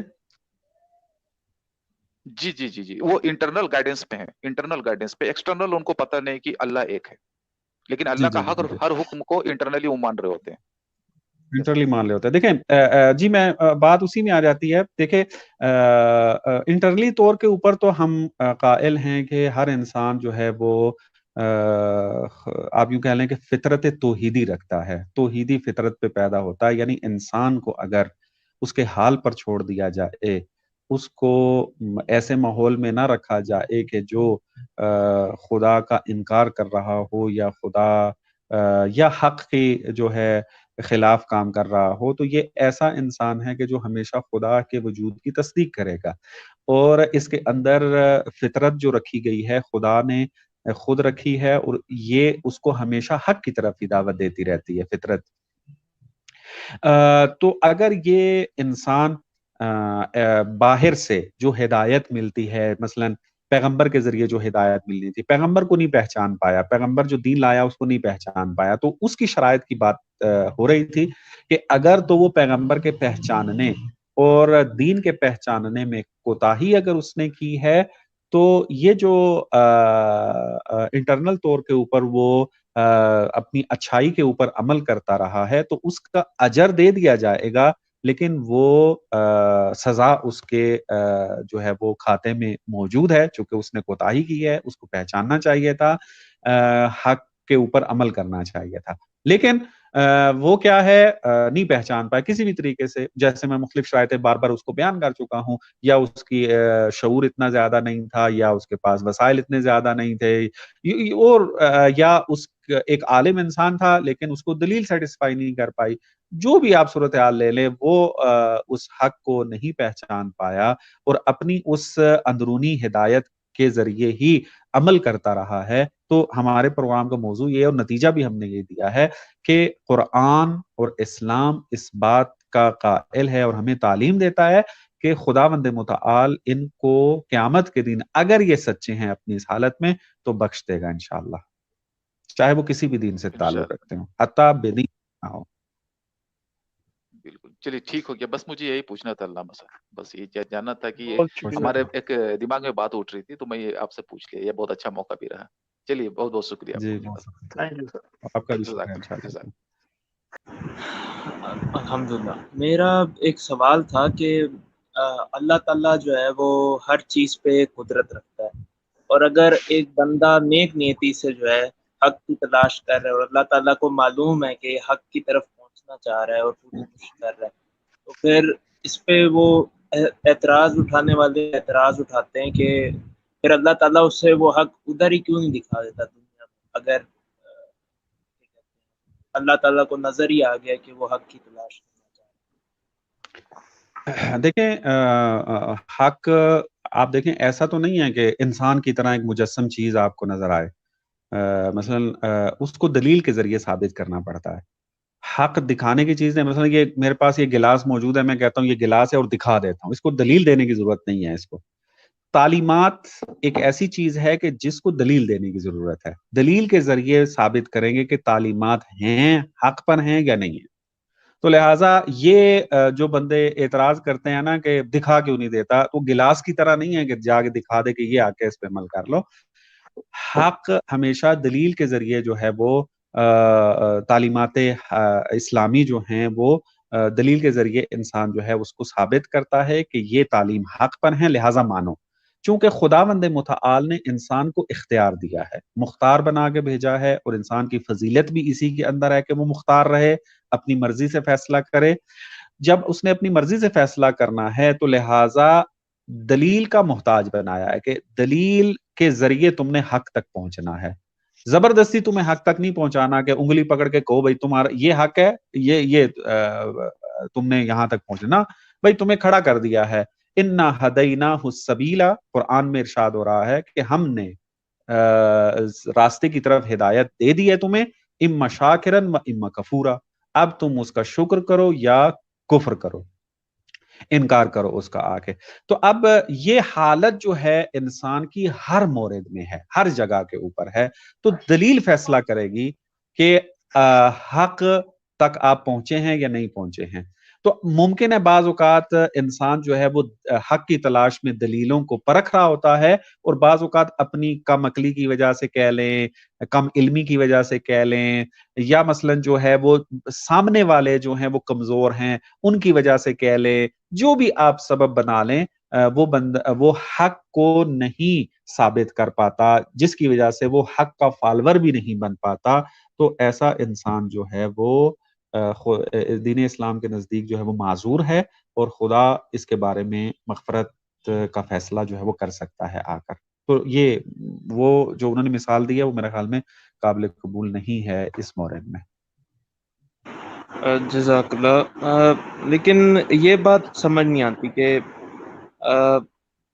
اگر ایک انسان مثلا حق کی تلاش میں ہی ہے اور صاف نظر آ رہا ہے کہ وہ سچ ہی جاننا چاہتا ہے، تو اس کو کوئی نہ کوئی ذریعہ تو اللہ تعالیٰ پہنچائے گا ہی نا، کہ وہ کوشش پوری کرے تو اللہ اس کے لیے کوئی نہ کوئی سبب تو بنائے گا حق تک پہنچنے. جی ہاں، اللہ نے فطرت دی ہے، اسی وجہ سے اگر وہ حق کی تلاش میں سچا ہے تو خدا نے اس کو سبب دیا ہے، تو وہ حق کی تلاش میں سچا ہے. اس کو فطرت دی ہے جو خدا کی طرف کھینچ رہی ہے، اس کے لیے ماحول فراہم کر دیتا ہے. مثلا آپ دیکھ لیں آج کے دور میں یہ سوشل میڈیا ایک بہت بڑا ایک ذریعہ ہے. وہ کس لیے ہے کہ حق کی تلاش کے اندر اور زیادہ مطالب آسان ہو گئے. پہلے یہ تھا کہ کئی 100 کلومیٹر 1000 کلومیٹر سفر کرنا پڑتا تھا سوال جواب پوچھنے کے لیے. اب گھر کے اندر بیٹھ کر آپ سوال جواب کر سکتے ہیں، ڈیبیٹ کر سکتے ہیں، حق کی تلاش کر سکتے ہیں. تو یہ وسیلے جتنے بھی فراہم ہو رہے ہیں خدا کی طرف سے فراہم ہو رہا ہے، اگرچہ خداوند متعال اسباب کے تحت یہ سارا فعل انجام دیتا ہے. چونکہ ہماری الحاد کے مورد میں جو بحث چل رہی ہے اس کے اندر اس بات کو ثابت کر رہا ہوں بار بار کہ جتنے بھی یہ سائنس ٹیکنالوجی جتنی بھی ترقی کر رہی ہے یہ فعل الہی ہے. چونکہ انسان مخلوق خدا ہے اور خدا کے ارادے سے یہ انسان یہ سارا کام انجام دے رہا ہے. جتنے وسیلے آ رہے ہیں یہ الہی وسیلے ہی شمار ہو سکتے ہیں اگر انسان نیک ارادوں سے اس کو انجام دیتا ہے. تو آپ یہ کہہ سکتے ہیں کہ یہ خدا نے وسائل فراہم کیا ہے اس کو. اچھا یہ بھی ہم نے کتنی دفعہ دیکھا ہے، خود اپنی زندگی میں بھی اس کے مثالیں دیکھی ہیں. ممکن ہے آپ میں سے بھی بہت سارے ایسے افراد اس بات میری بات کی تصدیق کریں، جو حق کی تلاش میں سچا ہو نا اس کو اچھے بندے جلدی مل جاتے ہیں. یعنی جس سے وہ ڈیبیٹ کرے، جس سے وہ سیٹسفائی ہو سکے، جس سے وہ کھل کے بات کر سکے، ایسے بندے اس کو نا جلدی مل جاتے ہیں. تو یہ الہی ایک نعمت ہوتی ہے، خدا بہت سارے راستے کھولتا ہے ایسے انسان کے لیے. جی بالکل علامہ صاحب، ایک اور بات اس میں یہ ہے کہ وہ جائے بھی رائٹ پرسن کے پاس. ایسا نہ ہو ڈبیٹ کے لیے وہ چلا جائے سچ والے کے پاس اور کہے جی مجھے جو ہے نا میں نے حق کو جاننا ہے. اگر آپ نے حق کو اور نجات کو، یہ دین حق کو دیکھنا ہے، سیکھنا، تو وہ علماء ہی کے پاس جائیں گے جن کے لیے جو وہ اس پہ کام کر رہے ہیں. تو ظاہر بات ہے کہ وہ پھر دوسرے بندوں کے پاس حق نہیں لینے کے لیے جائیں گے. بالکل ایسے ہی، بالکل یہ تو ایک نیچرل سی بات ہے نا. اب مثلا ایک بندہ فزکس کو سمجھنے کے لیے ایسے بندے کے پاس جائے جس نے فزکس کو صحیح طریقے سے پڑھا ہی نہیں ہے یا وہ فزکس کو مانتا ہی نہیں ہے. اب وہ بندہ کہ میں نے فزکس کو سیکھنا ہے جا کے اسی بندے سے جا کے، ظاہر سی بات ہے کوئی عاقل انسان اس کی تعریف نہیں کرے گا بلکہ مذمت ہی کرے گا کہ ایسے بیوقوف آدمی کے پاس کیوں جا رہے ہیں، کہ اگر فزکس سیکھنی ہے تو کسی ماہر فزکس کے پاس جاؤ. تو اگر کوئی انسان یہ کہتا ہے کہ میں نے دین سیکھنا ہے، تو ایسے بندے کے پاس جو دین کا ماہر ہو، مہارت رکھتا ہو اس کے اندر، تو ایسے بندے کے پاس اگر جائے گا تو نتیجہ بھی مختلف نظر آئے گا. بالکل. جی تو چلو جی موسیٰ بھائی بہت شکریہ سر، ہمارے ساتھ دوسرے دوست جڑے ہیں، تو انشاءاللہ نیکسٹ اسٹیپ آئیے تو ضرور آپ کو مزید ٹائم دیا جائے گا، کیونکہ میں سوچ رہا ہوں کہ دوسرے جو بیٹھے ہوئے ہیں میں ان کو بھی تھوڑا تھوڑا ٹائم دے دوں. کوئی آپ نے پوچھنا تھا تو پھر پوچھ بھی چلیں، ٹھیک ہے. وہ بہت شکریہ جی. ہمارے ساتھ ہیں ہمارے سناتنی موریہ صاحب، ان کو ویلکم کرتے ہیں سر. جی موریہ صاحب ویلکم ہے سر آپ. ہاں جی سلام نمستے، میری آواز آ رہی ہے؟ جی آ رہی ہے آواز. جی مجھے تو آ رہی ہے. جی فرمائیں. تو اس ٹیم شاید اسلام اور مسلمان پہ تو میں ایک میرا کوشچن ہے علامہ صاحب سے. علامہ صاحب یہ بتائیے گا، جو ہمارے جو بریلوی سیکٹ والے ہیں، جو اہل سنت والجماعت ہیں، وہ ان کا کہنا یہ ہے کہ ہم جو مزار پہ جو ہم وہاں پہ عبادت کرتے ہیں وہ اللہ کی کرتے ہیں، تو ہمیں اس کو ایک کفر اور شرک یا پھر بدعت کی نظر سے نہیں دیکھنا چاہیے اس کو. تو میرا آپ سے یہی کوشچن ہے کہ جیسے کہ جو بریلوی وہاں جاتا ہے، وہاں پہ جو مان لیجیے 3 طرح کا وہ کرتا ہے عبادت. ایک اللہ کی، وہاں بس قبر کے سامنے جاتا ہے، سر جھکاتا ہے، لیکن وہ اللہ کی وہ عبادت کرتا ہے، ٹھیک ہے، ایک یہ ہو گیا. دوسرا کہتا ہے کہ میں اس اولیاء، وہ پیر جو ہے اس کو وسیلہ بنا کے میں اللہ کو پوچھتا ہوں، ڈائریکٹ اللہ سے نہیں جاتا، لیکن اللہ کے وسیلے کے تھرو مطلب جا کے ان کی بات کرتا ہوں. تیسرا جو ہے اسی بریلوی کا، یہ کہتا ہے کہ میں اسی سے مانگتا ہوں، جو اولیاء جو ہمارے ہیں، جو پیر جو مطلب کی جو پردہ فرما گئے اس قبر میں، ان سے مانگتا ہوں. تو مجھے آپ یہ بتائیے کہ اس میں تینوں میں سچا کون ہے؟ آپ کو لگتا ہے کہ جو وسیلہ بنا کے اللہ کو پوج رہا وہ صحیح ہے، یا وہ ڈائریکٹ اللہ سے مانگ رہا، بھلے وہ اس کے سامنے جھکا ہوا ہے؟ اور تیسرا تو خیر میرے غلطی ہوگا اور وہ پیر اولیاء سے مانگتا ہے. تو آپ کا میں اس پہ ویو جاننا چاہتا ہوں کہ آپ اس کو بدعت میں ڈالتے ہیں، اس کو شرک میں ڈالتے ہیں، یا اس کو کفر میں ڈالتے ہیں؟ آپ سمجھ گئے ہوں گے جو میں پوچھنا چاہ رہا ہوں. اگر آپ اپنا سیٹ بتا سکیں، فرقہ بتا سکیں. یہ ہمارے ہندو بھائی ہیں، یہ ہمارے ہندو بھائی ہیں، اور میں نے کہا مناسب ہے کہ آپ کو بتا دیا جائے کہ کیا آئیڈیالوجی کیا ہے، تاکہ آپ کو آسانی ہو ان کو جواب.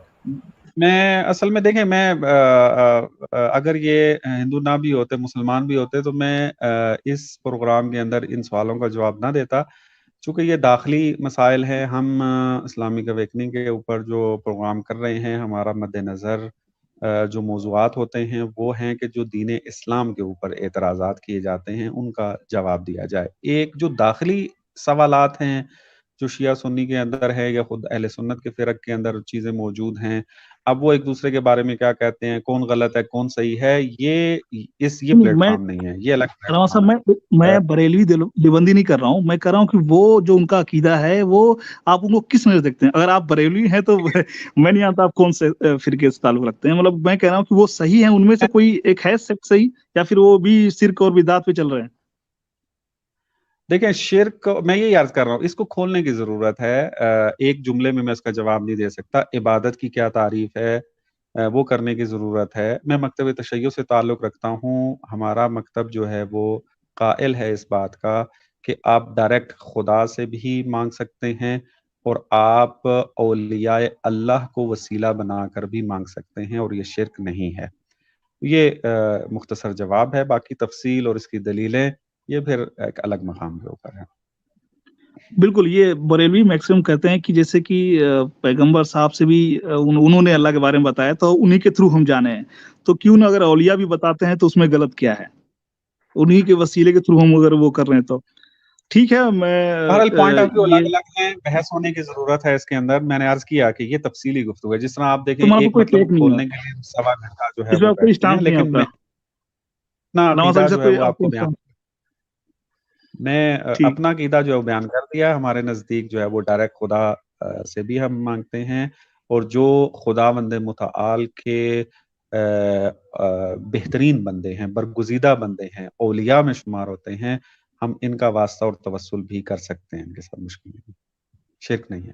اچھا لاسٹ سوال، میں زیادہ نہیں ٹائم لوں گا، یہ کہ آپ کو لگتا ہے کہ اگر کوئی مشرک بشرطے کہ وہ بت پرستی کرتا ہے، دوسرے اور بدعت کرتا ہے جو کہ اسلام کے نظر میں شاید قابل قبول نہیں ہے، تو اور لیکن وہ انسان بہت اچھا کام کرتا ہے، اس نے کئی مسلمانوں کے ہیلپ کیا ہے، اس نے بہت کچھ اچھا کام کیا ہے، بشرطے کہ بس یہ ہے کہ وہ کافر ہے، کفر ہے، مشرک ہے، تو آپ کو لگتا ہے کہ شاید اللہ تعالیٰ کسی مقام پہ وہ اس سے امپریس ہو جائیں اور کہہ دے کہ بھائی نہیں بندہ صحیح ہے، اس کو ہم دے، بشرطے کہ وہ مشرک ہے؟ کچھ ایسا ہے امکان؟ کچھ آپ کو لگتا ہے کہ کسی اخلاق کے دیکھیے اخلاق کے بیسس پہ اس کو اگر کچھ توجہ دی جائے، اس کو آؤ بھائی جنت میں، کچھ ایسا ہے؟ آپ نے شاید پروگرام نہیں سنا ہمارا پورا میں پورا نہیں یہ سنا، پورا معذرت، آپ سوری۔ دیکھیں کہ ہاں 2 گھنٹے ہونے والے ہیں، ہمارا پروگرام تھا یہی، اس میں ایک ہم نے مختصر سا نتیجہ جواب یہ دیجیے، دیا۔ مختصر سا اگر جواب دے سکیں آپ ہاں ایک لائن میں، اگر ایک لائن میں یہ ہے چانس کہ ہے۔ اگر وہ بندہ حق کی تلاش میں کوتاہی نہیں کی اس نے، تو وہ بخشا جائے گا، اس کی نجات ہو جائے گی۔ اچھا جی سناتنی موریہ، اب آپ نے حق کی تلاش اور نجات کے لیے جانا بھی ہے نا، اب آپ کے ایک چیز واضح ہوگی، اب آپ پہ دلیلیں بھی ہیں، اب آپ کے لیے پروگرام کو یہ نہیں ہے کہ میں گزارش کروں گا کہ آپ پروگرام کو دوبارہ سنیے گا ریکارڈڈ، اس کے بعد اگر کوئی سوال پھر بھی باقی رہ جاتا ہے تو آپ پھر اگلے پروگرام میں آ کے اس کو کلیئر کیجیے گا۔ بالکل، نالج ہمیشہ سب کو رکھنی چاہیے، لیکن میرا تو عقیدہ صرف سناتن ہی ہے، کیونکہ میں اس کو بہت بیسٹ مانتا ہوں، اس سے میرے کو آپ دیکھیے، جو سب کو اپنا عقیدہ بول سکتا ہے بیسٹ ہے، لیکن وہ چیز جیسے کہ یہ ہوتا ہے دوسروں کے بارے میں آپ جانکاری لیتے رہیں، اس کو غلط، میرا بس میسج یہ ہے کہ آپ دوسرے کے بنا جانے اس کو غلط نہ بولیں، جیسے کہ ہمارے کچھ بھائی لوگ اسلامی کمیونٹی کے نہیں، جو ہمارے دوسرے بھائی لوگ ہیں، آپ سمجھ رہے ہیں، عامر بھائی اور سیم بھائی، جو ایک غلط ڈائریکشن پکڑ لیے ہیں، اب وہ میں کیا کہوں، تھوڑا ان کو ہی پڑھنے کی ضرورت ہے، وہ چیری پکنگ کر کے کچھ میں سناتنی پرانے موریہ بھائی، میں معذرت چاہتا ہوں، ہمارے ساتھ سیم بھائی کافی دفعہ آپ سے گفتگو کر چکے ہیں اور آپ کی اچھا، بڑی آپ کو میل ملا سر؟ ہے، امید کرتا ہوں میل ملا ہوگا۔ میل مجھے بالکل ملا ہے، میں نے میل چیک بھی کیا، لیکن صرف وہ جو آپ کی سائٹس ہیں میں ان کو کھول کے ان کو چیک نہیں کر سکا، میں انشاءاللہ جیسے ٹائم ملتا ہے چیک کیجیے گا، وہ پیور آپ کو دیانند سوسائٹی ہے، اور مکال نیکسٹ ٹائم رکھیے، میں ڈیفینیٹلی آؤں گا اور وہ لنک کھولا جائے گا سامنے، ٹھیک ہے علامہ صاحب، تھینک یو ویری مچ، اور آپ لوگ کا زیادہ ٹائم لوں گا نہیں، تھینک یو جی، بہت شکریہ جی موریہ صاحب، بہت شکریہ جی شہباز صاحب ہمارے ساتھ ہیں، میں ان کو اینڈ کر دوں گا۔ السلام علیکم۔ جی وعلیکم السلام۔ الحمدللہ میں مسلم ہوں، لیکن میرے اندر ایک سوال اکثر آتا رہتا ہے جو مجھے لگا کہ ابھی پوچھ لینا چاہیے۔ سوال یہ ہے کہ جیسے ہم لوگ مسلم ہیں، ٹھیک ہے، اور ابھی جیسے کہ علامہ صاحب فرما رہے تھے کہ ٹروتھ صرف ایک ہے، اور چونکہ ہم لوگوں کو اسلام، یعنی ہم لوگ جہاں پیدا ہوئے ہیں، بچپن سے ہم لوگوں نے دیکھا ہے کہ ہم مسلمان ہیں، اور تھوڑا نہ تھوڑا حق اگر ہم دیکھیں تو ہمارے اندر تھا، اور اس بیسس پہ ہم حق تک بہت آسانی سے پہنچ گئے، لیکن ہر 4 میں سے 3 انسان جو پوری دنیا میں ہے وہ مسلمان نہیں ہے، یعنی ان تک ڈائریکٹ حق نہیں پہنچا ہے، تو اس کو زیادہ محنت کرنا پڑ رہا ہے حق تک پہنچنے کے لیے۔ تو کیا ہم کہہ سکتے ہیں کہ یہ انفیئر ٹائپ سے ہو رہا دنیا میں، اس طرح کا کچھ؟ کیا ان کو بھی مطلب، یعنی ریس ایک ہو رہی ہے، تو اس ریس کے اندر میں مسلمان تھوڑا آگے ہو گیا ہے، اور جو پورا 75% جو پاپولیشن ہے پورے ورلڈ کا، وہ اس ریس میں تھوڑا پیچھے ہے؟ سو یہ سوال تھا میرا۔ نہیں دیکھیں، آگے پیچھے والی بات تو ہم نہیں کر سکتے ہیں، خداوند متعال نے ہدایت کے وسیلے سب کے لیے فراہم کیے ہیں، چاہے وہ مسلمان ہے، چاہے وہ کافر ہے، چاہے وہ مشرک ہے، چاہے وہ کسی بھی دین سے تعلق رکھتا ہے۔ ہاں، جو انسان کسی ایسے ماحول میں، مثلا جو ہندوازم کے اندر، سکھزم کے اندر، بدھزم کے اندر، یا کرسچینٹی یا یہودیت کے اندر پیدا ہوتا ہے، ظاہر سی بات ہے بہت ساری تعلیمات اس نے سیکھی ہوئی ہیں، اب اگر وہ کسی دوسرے دین کے بارے میں، مثلا اسلام کے بارے میں تحقیق کرنا چاہتا ہے، حق کی تلاش میں جانا چاہتا ہے، کرنا چاہے گا، تو ظاہر سی بات ہے اب یہاں تھوڑی سی اس کو محنت تو کرنی پڑے گی چونکہ اس کے ذہن میں بہت سارے سوالات ہیں، بہت سارے دلائل ہیں، تو اس کو حل کرتے کرتے ٹائم لگے گا۔ ایک مرتبہ ایک انسان ہے جو سادہ سا ہے، مثلاً ایک عام بندے کو اگر آپ مد نظر رکھ لیں جو ادیان اور دینوں مختلف ادیان کا جو ہے وہ جانتا ہی نہیں ہے کتنے دین یہاں موجود ہیں، آپ فقط اس کو کہیں کہ یہ حق پر، یہ چیز حق پر ہے اور یہ چیز حق ہے، یہ دلیل ہے اس کی، مان لو اس کو، وہ آسانی سے مان لیتا ہے آ کر۔ تو لہٰذا اس اعتبار سے تھوڑا سا فرق نظر آتا ہے کہ جس کے پاس معلومات زیادہ ہوتی ہیں اس کو تھوڑا سا سیٹسفائی کرنا دشوار ہوتا ہے، لمبا ہو جاتا ہے کام، سادہ انسان جو ہے وہ جلدی اس کو مان لیتا ہے آ کر۔ لیکن اگر یہ کہا جائے کہ خداوند متعال نے ایک ایسا میدان بنایا ہے کہ جہاں پر مسلمانوں کو زیادہ وسیلہ عطا کیا ہے اور دوسروں کو وسیلہ زیادہ عطا نہیں کیا، نہیں، اس طرح نہیں ہے، بلکہ سب کے لیے ایک جیسا وسیلہ ہے۔ ہاں، ماحول جو ہے یہ انسان کی ایجاد کردہ چیزیں ہیں، ماحول بعض اوقات ایسا بن جاتا ہے کہ وہاں پر حق تک پہنچنے میں تھوڑا ٹائم لگ جاتا ہے۔ اچھا، پھر اگر کوئی انسان اس ماحول کی وجہ سے جو ہے وہ حق تک پہنچنے میں جو ہے وہ ٹائم لگ جاتا ہے اس کو، اور وہ کوتاہی نہیں کرتا اپنی جستجو کے اندر، تو خدا اس کے بارے میں فیصلہ جو ہے اپنے عدل کے ذریعے کرے گا، یعنی اس انسان کو اجر اتنا ہی دے گا جتنا ایک مسلمان کو دیتا ہے حق کی تلاش کے اندر، اس کے اندر کوئی کمی نہیں ہے۔ جی علامہ صاحب، فار ایگزامپل ایک بندہ ہے وہ کرسچینٹی میں ہے یا ہندوازم میں ہے، لیکن وہ ہندوازم اور کرسچینٹی کی جو اچھی باتیں ہیں، میرا مطلب چیریٹی کرتا ہے، انسانیت کی خدمت کرتا ہے، لیکن وہ مشرک ہے، شرک ہے، یعنی کہ وہ بت پرستی کرتا ہے، لیکن وہ حق کی تلاش میں جب اسلام کی طرف آتا ہے تو اسے نظر آتا ہے کہ ہاں یہ مورتی کی پوجا غلط ہے اور مجھے نہیں کرنا چاہیے، اور وہ اسلام کو قبول کر لیتا ہے۔ لیکن جو اس کی پہلی نیکیاں ہیں جو وہ ہندوازم میں یا کرسچینٹی میں کر چکا ہے، صدقات کر چکا ہے، غریبوں کی مدد کر چکا ہے، وہ عمل کیا جب وہ اسلام لے آئے گا تو وہ اس کے اندر ڈال دیے جائیں گے کہ یا پھر وہ ان کو نکال دیا جائے گا؟ جو وہ نیکیاں جو نیکیاں تو بالکل انسان خداوند متعال جو ہے وہ اتنا اس کی رحمت وسیع ہے، آپ کہیں گے نیکیوں کو تو ضائع کرنے کا کوئی کنسپٹ پایا ہی نہیں جاتا نا خدا کے مورد میں۔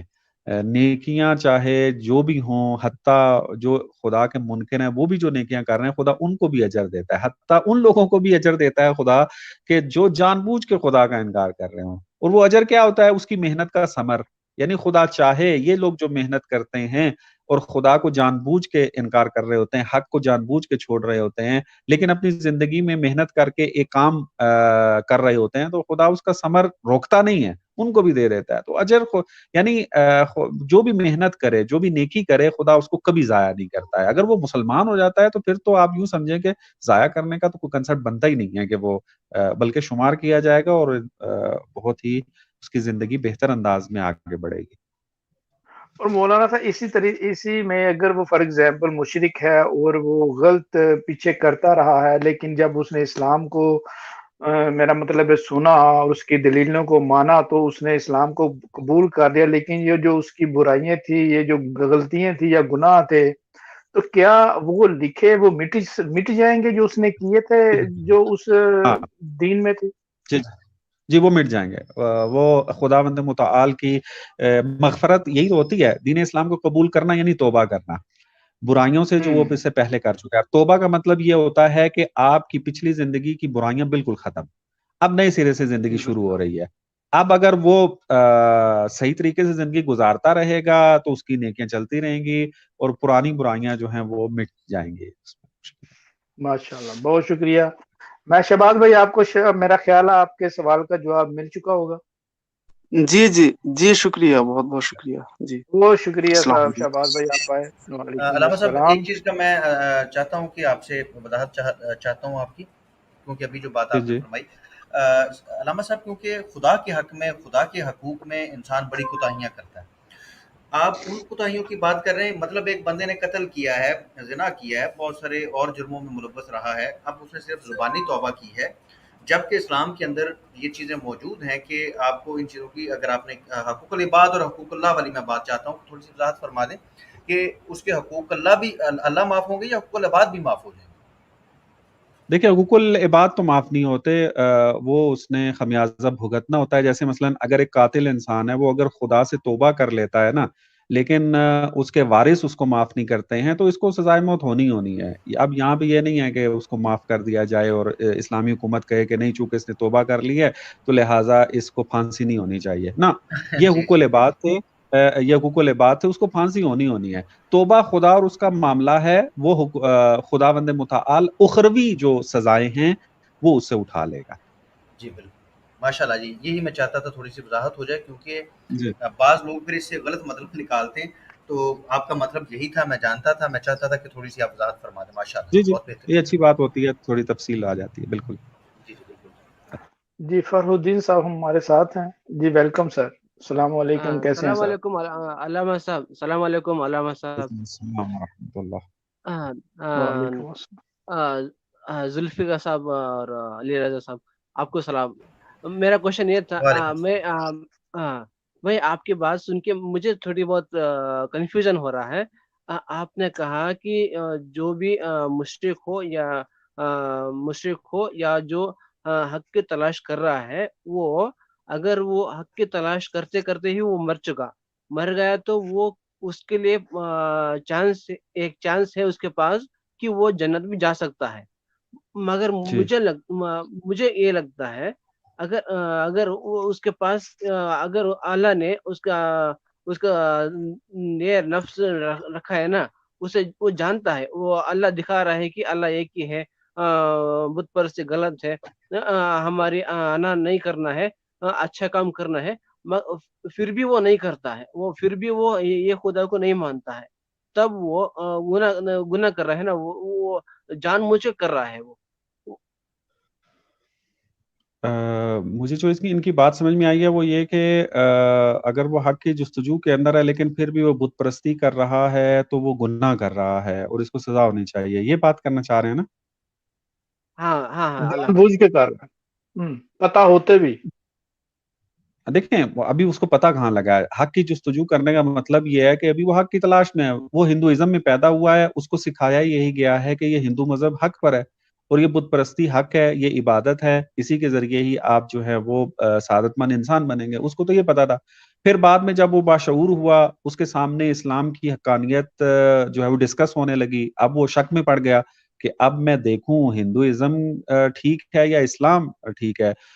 तो अब वो जुस्तजू में पड़ जाता है। वो फिर सवालात उठते हैं, डिबेट करता है, मुताला करता है, दलीलों को परखता है। ये काम करना वो जो है वो शुरू कर देता है।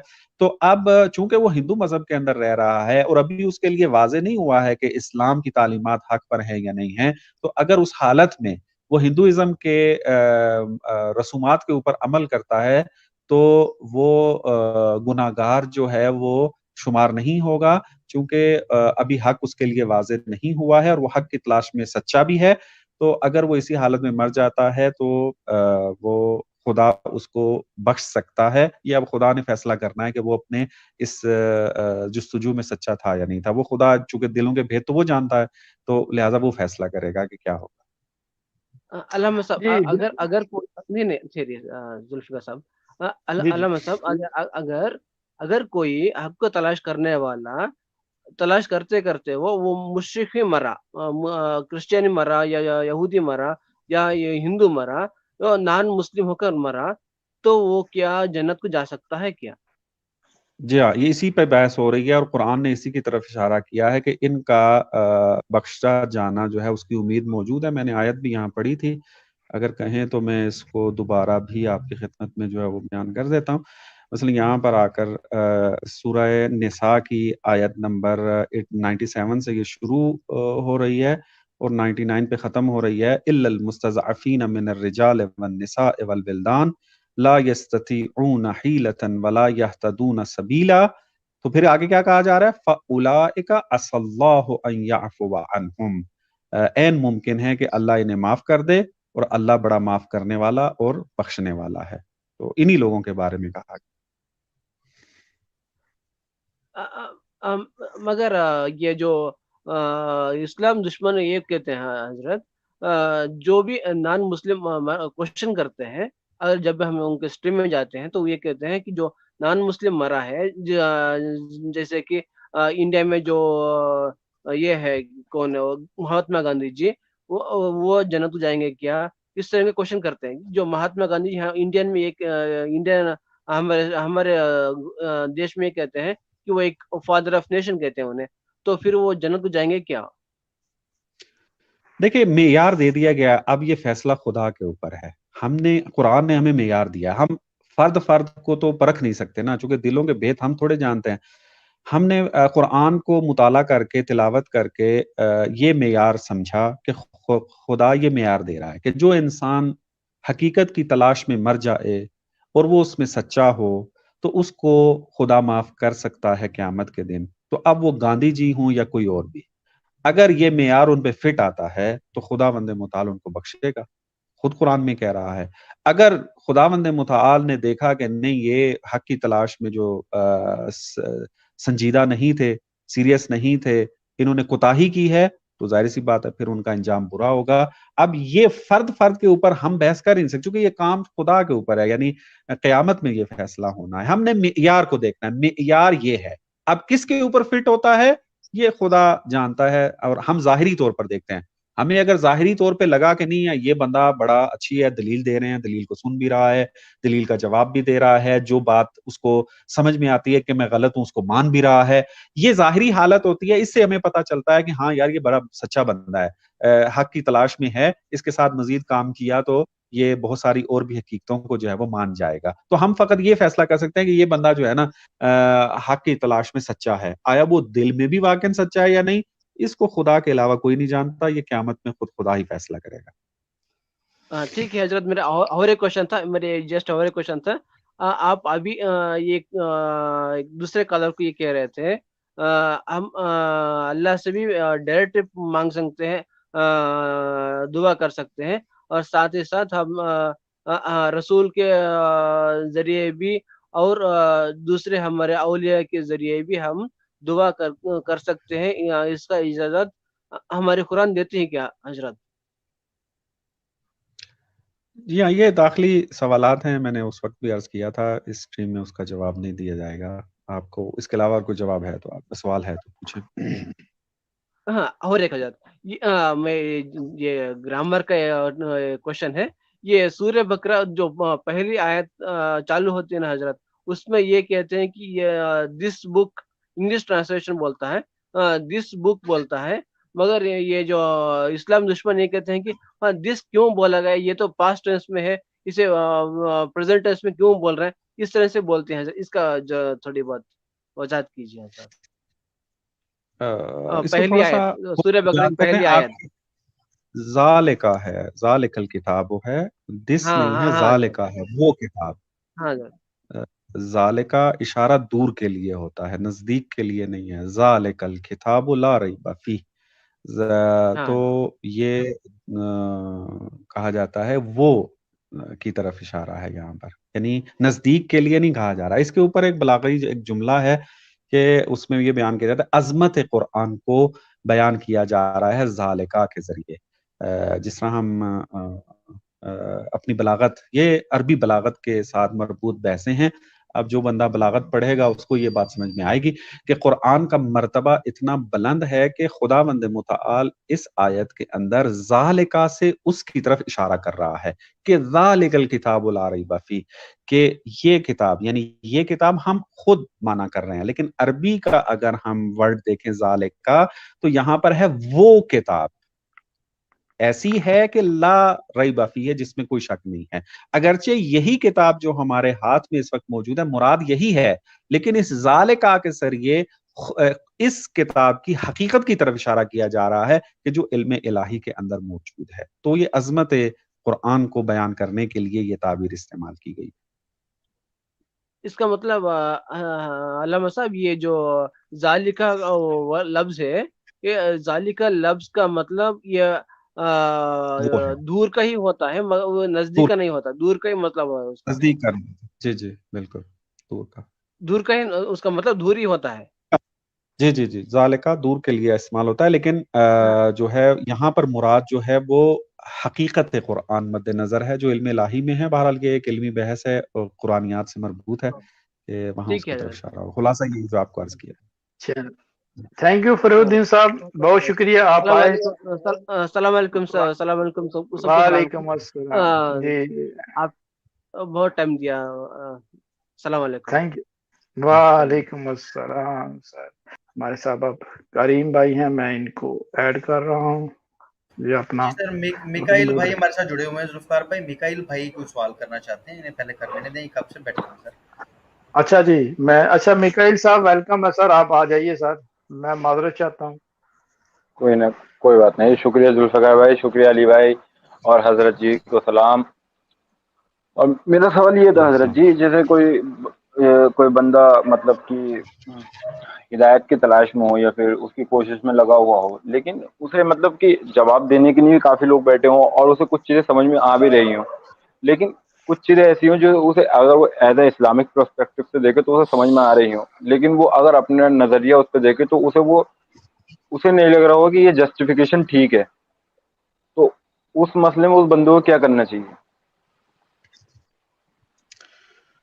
میں جو بات سمجھا ہوں آپ کی یہ کہ اس کا پہلے ایک نظریہ بنا ہوا ہے, اس نظریے کے تحت اگر وہ دیکھے تو اس کو بعض چیزیں جو ہیں وہ صحیح نہیں لگ رہی ہیں, نہیں مان رہا اس کو, اس وجہ سے. جی دیکھیں وہ بحث پھر اس نظریے کے اوپر ہوگی نا کہ اس نے جو نظریہ بنایا ہوا ہے وہ نظریہ کن بنیادوں کے اوپر ہے, اور واقعاً وہ درست نظریہ یا غلط ہے. اگر غلط نظریے پہ ڈٹ کے وہ اسلام کی بعض چیزوں کو سمجھنے کی کوشش کر رہا ہے, ظاہر سی بات ہے وہ غلط ہے.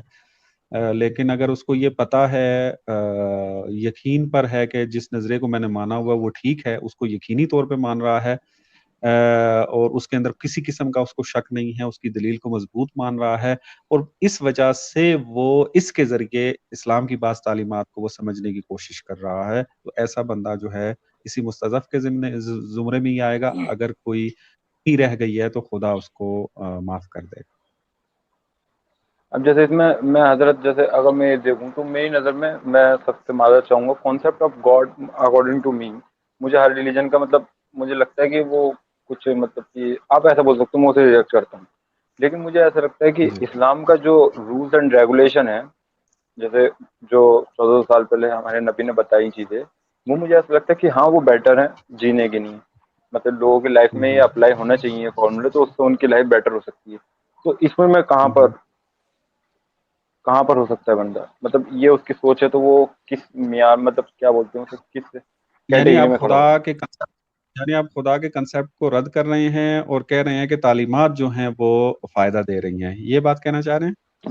جی وہی بات آ رہی ہے, آپ جو بھی لے کے آئیں گے بات وہی آئے گی. اگر آپ خدا کے وجود کا جو انکار آپ نے کیا ہے وہ کس نے کیا ہے؟ آیا آپ کو کوئی مضبوط دلیل ملی ہے کہ جس کی وجہ سے آپ خدا کا انکار کر بیٹھے, اور پھر خدا کے وجود پر جو دلیلیں دی جاتی ہیں وہ آپ کو سیٹسفائی نہیں کر پا رہی ہیں؟ کوئی بندہ ایسا آپ کو نہیں مل رہا ہے کہ جو آپ کو سیٹسفائی کر سکے, تو پھر ٹھیک ہے, آپ جو ہے وہ مستضعف اور کے زمرے میں آ جائیں گے. قرآن اس کے بارے میں کہتا ہے کہ اگر یہ انسان سچا تھا اپنے اس نظریے کے اندر, اور وہ جو ہے وہ دلیل کو صحیح طریقے سے پرکھتا رہا اور نتیجے تک نہیں پہنچا ہے, تو بخشا جائے گا. قیامت کے دن خدا اس کے بارے میں فیصلہ کرے گا, چاہے وہ دین اسلام پر عمل اس نے کیا ہو یا نہ کیا ہو. ہاں, اس میں ایک چیز یہ آ جاتی ہے حضرت, جیسے اب مثال کے طور پہ کچھ چیزیں ایسی ہوتی ہیں جو بہت بڑی یونیورسٹی میں سمجھ میں نہیں آتی, لیکن آپ کو ایک روڈ پہ کوئی آپ کے ساتھ انسیڈنس ہوا اور وہ آپ اس چیز کو ایک دم سے اسے سمجھ سکتے ہیں. تو ایسا ہوتا ہے کچھ چیزیں بہت بڑے اسکالر سے سمجھ میں نہیں آتی, لیکن وہی بات ہے کوئی مطلب کہ جو اتنا جانکار بندہ نہ ہو پھر وہ سمجھا دیتا ہے تو وہ چیزیں سمجھ میں آ جاتی ہیں.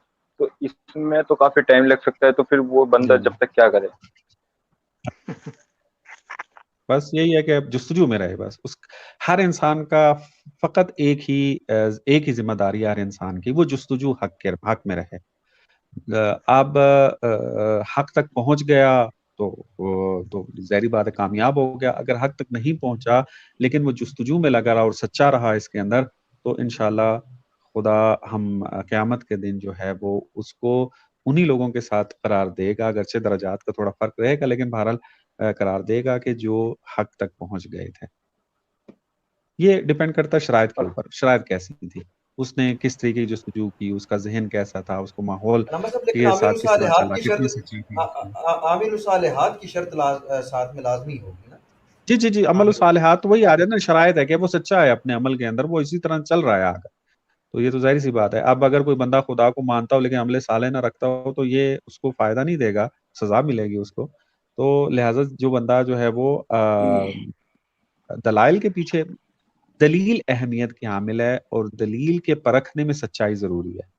جس کے اندر یہ سچائی پائی گئی، قرآن اس کے حمایت میں اور اس کی مغفرت جو ہو سکتی ہے، چاہے وہ کسی بھی دین سے تعلق رکھتا. جی بہت شکریہ حضرت. قرآن سزا کا، جہنم کا ان کا وعدہ دے رہا ہے کہ جو جانتے ہوئے حق کا انکار کرتے ہیں، یعنی ان کے لیے واضح اور روشن ہو چکا ہے حق کیا ہے، لیکن پھر بھی وہ ہٹ دھرمی دکھاتے ہیں. جیسے مثلا آپ دیکھیں قرآن خود مثال دیتا ہے اس کی کہ جب پیغمبر اکرم مبعوث ہوتے ہیں تو یہودی اس طریقے سے پیغمبر کو جانتے تھے جیسے وہ اپنی اولادوں کو جانتے ہیں، لیکن پھر بھی انہوں نے پیغمبر کا انکار کر دیا. دلیل کیا ہے؟ دلیل یہ ہے کہ پیغمبر ہمارے قبیلے سے ہونا چاہیے تھا، یہ قریش سے کیوں ہو گیا؟ تو یہ اب ظاہری سی بات ہے، یہ بندے جو ہیں وہ ہٹ دھرمی دکھا رہے ہیں. کوئی دلیل تھوڑی ہے یہ کہ ہمارے قبیلے سے ہونا چاہیے تھا، اس قبیلے سے کیوں نہیں ہے، تو لہٰذا ہم نہیں مانتے. اور وہ پھر پیغمبر کے خلاف انہوں نے کام کرنا شروع کر دیا. اب ایسے لوگوں کو پھر قرآن کہتا ہے کہ تمہارا انجام برا ہوگا، جہنم میں ہمیشہ رہو گے اور سزائیں ملیں گی. تو یہ بہرحال ایسے افراد ہیں. جی علامہ صاحب، جیسا کہ یہ جو ملحدین ہیں، جب ان کے پاس سائنٹسٹ ہی یہ آرگومنٹ، ڈیزائن آرگومنٹ کا ایک رکھتے ہیں نظریہ کہ بھائی دیکھیں یہ ڈیزائن آرگومنٹ ہیں، اور انہوں نے پریکٹیکل بتا دیا کہ بھائی یہ جو کام کر رہے ہیں یہ کسی قانون کے ذریعے کے تحت کام کر رہے ہیں، لیکن اس کے باوجود بھی وہ اس دلیل کو بھی نہ مانے کہ بھائی میں نہیں مانتا کہ یہ جی، خود اگر سے وہی ہیں. بات آ جاتی ہے نا کہ اگر تو میں نے جس نے بھی یہ بات واضح کر دی کہ جو بھی دلیل آپ لے لیں وہ خدا کے وجود پر جو ہے وہ دلیل بن رہی ہے، خدا کے وجود کو ثابت کر رہی ہے، اور وہ بعض اوقات نظر آ رہا ہوتا ہے. مثلا آپ ڈیبیٹس کر کے علی بھائی بھی اور باقی بھی آپ سب یہ دیکھ چکے ہیں کہ مثلا انسان جب بحث کر رہا ہوتا ہے نا تو حالت سے پتہ چل جاتا ہے کہ اب اس کو دلیل سمجھ میں آ گئی ہے، اس کے پاس اب کوئی رد نہیں ہے، لیکن جان بوجھ کے اب لگا ہوا ڈٹا ہوا ہے، میں نے نہیں ماننا. تو اب ظاہری سی بات ہے کہ بندہ اپنی جستجو میں سچا نہیں ہے. اگر سچا ہوتا تو کہہ لیتا ہاں یہاں تک بات مجھے سمجھ میں آ گئی ہے، میں یہ بات آپ کی مان لیتا ہوں، چلیں ٹھیک ہے. اور لیکن ابھی یا مسئلہ کہ سیٹسفائی نہیں ہو رہا ہے تو علمی دلیل کے ذریعے آ کر رد کرے، آ کر کہ نہیں بھائی آپ کی بات کے اوپر یہ علمی جو ہے نا میرے پاس جو ہے نا وہ رد موجود ہے، اس کا آپ جواب دیں. لیکن ایک بندہ اگر کہتا ہے کہ نہیں میں نے ماننا نہیں، مثلا میں جیسے میں مثال دے رہا ہوں، کتنی دفعہ ہم کہہ چکے ہیں کہ دین اسلام کے نزدیک کنسپٹ آف جو ہے وہ گاڈ، وہ کیا ہے، وہ گاڈ آف دا گیپس نہیں ہے. ہم بلکہ خدا کے خالق ہونے کے بھی قائل ہیں، خدا کے رب ہونے کے بھی قائل ہیں، اور لحظے بے لحظے خدا ربوبیت کر رہا ہے. ایک بات. دوسرا یہ کہ خدا اس کائنات کو اسباب کے تحت چلا رہا ہے. تو جتنے بھی قوانین ہیں خدا کے خلق کیے ہوئے ہیں، ان کے درمیان یعنی ٹکراؤ نہیں ہے، یا خدا یا قانون. یہ بات جب ہم کہہ رہے ہیں کہتے نہیں ہے، آیات بھی پیش کر رہے ہیں بھی نہیں مان رہے ہیں، اس کا مطلب ہے کہ ان کی مشکل کہیں اور ہے. سائنٹسٹ بھی بتا رہے ہیں پھر وہ سائنٹسٹ کو بھی نہیں مان رہا. جی، اور اگر حضرت جیسے ایسا وہ بندہ ایسا کر رہا ہے جیسے وہ مطلب کہ اس کے دھیرے دھیرے جو اس کے کوشچن تھے وہ سالو ہونا ہے، لیکن وہ ایک مین چیز پہ اٹک رہا ہے کہ وجود خدا پہ ہی اٹک رہا ہو، لیکن وہ باقی چیزوں کو اس کے کانسیپٹ جیسے علی بھائی ہیں، کیسر صاحب ہیں، عامر بھائی ہیں، مفتی صاحب ہیں، وہ کلیئر کرتے ہوئے آ رہے ہیں، آپ جیسے جو شخص ہیں، اور وہ ایک چیز پہ مین پوائنٹ پہ اٹک رہا ہو، مطلب وہیں اٹک رہا ہے، وہ باقی اسلام کی تعلیمات کو لے بھی رہا ہے اور وہ اس چیزوں پہ ریسرچ بھی کر رہا ہے، لیکن وہیں اٹک رہا ہے. تو پھر میں نے عرض کیا نا، اگر اس کا اٹکنا علمی ہے، دلیل کی بنیاد پر ہے اور وہ سچا ہے اس کے اندر، تو نجات کا چانس موجود ہے اس میں. قرآن اس کے بارے میں کہہ رہا ہے. میں وہی عرض کر رہا ہوں، اگر اس کا رد کرنا مزاج کے مطابق، میرا نہیں دل کر رہا، میں نہیں مانوں اس کو آ کر، یعنی مجھے نہیں سمجھ میں آ رہی، یعنی میرا مزاج نہیں قبول کر رہا، اگر یوں آ کر کرے گا تو اس کا مطلب وہ سچا نہیں ہے. لیکن اگر وہ علمی رد لے کر آتا ہے، مثلا میں اگر ایک دلیل پیش کر رہا ہوں، مثلا کیسر صاحب ایک دلیل پیش کر رہے ہیں، میں ایک دلیل پیش کر رہا ہوں، مفتی صاحب ایک دلیل پیش کر رہے ہیں، آپ اس دلیل کو رد نہیں کر پا رہے ہیں، لیکن پھر بھی آپ کہیں میں خدا کو نہیں مانوں گا، اس کا مطلب ہے کہ آپ آپ سے مراد میری وہ بندہ ہے کہ جو اس قسم کی حالت رکھتا ہے، تو وہ کیا ہے، وہ اپنی اس جستجو میں سچا نہیں ہے. یا تو میری دلیل کا رد لے کر آؤ علمی طور پر، اگر نہیں ہے تو قبول کرو. 2 راستے ہیں، تیسرا راستہ نہیں ہے. اگر آپ تیسرا راستہ یہ بنائیں گے میں پھر بھی نہیں مانوں گا، تو اس کا مطلب ہے کہ پھر آپ نے طے کر لیا ہے کہ نہیں ماننا.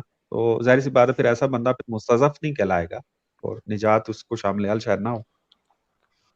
اور اگر اس پہ علمی دلیل ہو اور وہ ڈسکس کر رہا ہو اس بارے میں جیسے علی رضا بھائی سے، تو پھر تو جی ہاں ٹھیک ہے. وہ عرض کرنا ہوں، اگر دلیل لے کر آ رہا ہے، علمی دلیل ہے، واقعاً بحث کر رہا ہے اور وہ سیٹسفائی نہیں ہو رہا ہے اور سچا ہے اس کے اندر، تو مشکل نہیں ہے اس میں. وہ تو نتیجہ ہماری بحث کا یہ نکلا. اور ایسا بھی ہو سکتا ہے اسے تھوڑا ٹائم لگے، تو وہ جب تک بھی کوئی دقت نہیں ہے، اسے ہو سکتا ہے ٹائم لگ سکتا ہے اسے. کوئی دقت نہیں ہے. سچا ہونا چاہیے بس اپنی ہر جستجو کے اندر، اپنے ساتھ سچا ہو. ٹرولنگ ماسٹر نہ ٹرولنگ نہ کرتا ہو صرف، یعنی کہ چیزیں بازی کے لیے نہیں، کہ پتا ہو سمجھ آ گئی ہو لیکن کہتا نہیں میں تو مننا کو نہیں. کچھ ہمارے دوست ہیں میکائل بھائی ایسے بھی جو ہر چیز کو جانتے بوجھتے جی انہوں نے بہانے لگائے ہوئے کہ نہیں میں نہیں مننا ہی نہیں ہے. چلے پھر ہم کریم بھائی حضرت میں ایک لاسٹ سوال آپ سے پوچھنا چاہ رہا ہوں.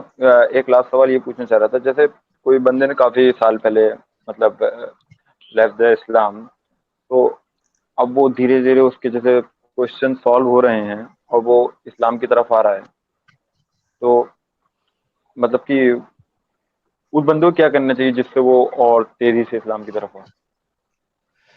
تیزی سے اسلام کا مطلب یہ ہے کہ اپنے علمی مطالعات کو زیادہ کر دے. پھر اگر تیزی سے آگے بڑھنا ہے اپنی نارمل زندگی میں سے وقت اتنا نکالے کہ جستجو اس کی علمی بڑھ جائے، ڈیبیٹ اس کی بڑھ جائے، مطالعات اس کے اسٹڈی جو ہے اس کی زیادہ ہو جائے، تو میرے خیال میں وہ جلدی نتیجے تک پہنچ سکتا ہے. ماہرین سے زیادہ استفادہ کرے، جو ہے وہ جلدی سمجھ میں آ جائے گا. سائنسی مسئلہ ہے تو سائنسدان سے جا کے پوچھے، عقلی مسئلہ ہے تو اس طرح کر کے مثلا ماہرین سے استفادہ زیادہ کرے، قرآن کو زیادہ مطالعہ کرے. بہرحال خدا مدد کرتا ہے انشاءاللہ. یعنی کہ کسی ملحد کے پاس جا کے نا اپنا مقدمہ رکھ دے. جی بالکل ایسے ہی. چلیں بہت شکریہ میکائل بھائی. ہمارے ساتھ اب کریم صاحب ہیں. ذوالفقار بھائی تھوڑا جی میں دیکھیں گے ہو جائے. کچھ مہمان میرے انتظار کر رہے ہیں تو یہ لاسٹ ہے سر. آپ پھر ہاں ٹھیک ہے سر، آپ میں سمجھتا ہوں کہ بہت ٹائم دیا. ٹھیک ہے، السلام علیکم. وعلیکم السلام. جی کریم صاحب سے آپ بات کر کے تو پھر انشاءاللہ ہم میرا ایک سوال بھی ہے. اس سے پہلے میں تھوڑی بات کرنا چاہوں گا. جو میں جب اسٹریم میں لاسٹ میں آیا ہوں، پورا نہیں دیکھا میں نے، تو وہ لاسٹ میں جو ایتھیس آئے تھے نا، اس کے بارے میں تھوڑی بات کرنی تھی کہ ان نے اس کو رحمت کا پتہ ہے کہ اللہ کے غضب سے رحمت بڑی ہے، میں جہنم میں نہیں جاؤں گا. تو وہ اس ابو کا شاکر مطلب صاحب کی رحمت کا بات کر رہے ہیں. وہ ابو ایتھیس شاکر تھے صاحب، جو، ہاں جی ابو تو شاکر صاحب، جی ہاں، تو رحمت کا پتہ ہے اس کو. اس کا مطلب تھوڑی ہے نا کہ آپ حق سے اناد کرو گے اور اکڑ جاؤ گے. قرآن میں تو میں نے جواب دیا ان کو کہ ایسے نہیں ہے. جواب ان کو یہی دیا تھا کہ جو بندہ کوتاہی کرے گا تو ظاہری بات ہے رحمت کا تقاضا پھر یہ بھی کرتا ہے کہ اس کو سزا بھی دی جائے. جی لیکن مولانا صاحب ایک بات جو ہے نا وہ میری سمجھ سے باہر ہوگی. رحمت کا پتہ ہے اور رحمت والے کا بھی پتہ، لیکن پھر بھی انکار ہے. بس اب زیادہ تفصیل سے کیا بات کر رہے ہیں اس کے رحمت والے کا بھی پتہ ہے لیکن اس کو ماننا نہیں ہے. یہ میں سمجھ رہا تھا کہ یہ ایک مجھے بھی ایک معجزہ ہی ہو گیا. اب یہ خدا ہی فیصلہ کریں گے کہ یہ بندہ اپنی جستجو میں سچے ہیں یا نہیں ہے. بہرحال اب ہم تو نہیں کچھ کہہ سکتے. بارش بھی رحمت ہے اللہ کی، مگر یہ زمین پر پڑتی ہے تو مردہ زمین کو زندہ کر دیتی ہے. کہیں زمین ایسی بھی ہے جہاں کوئی کھیت وغیرہ نہیں اگتا، تو اسی قیامت کے دن میں وہی ہوگا. ہر جگہ ہمیں لاسٹ سوال دے تو جاؤ. سورہ بقرہ کی 62 ہے. 62 ہاں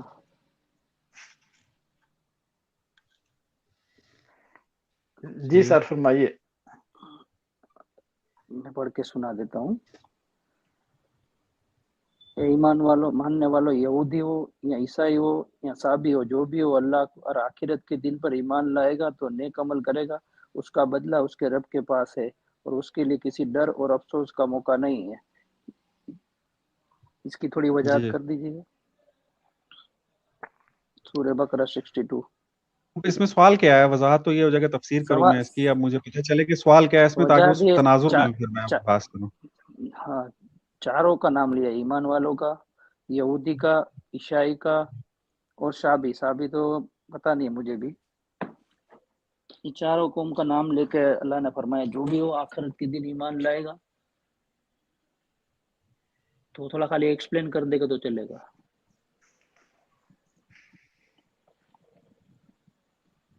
अली भाई आप सवाल समझ गए हैं या कि नहीं?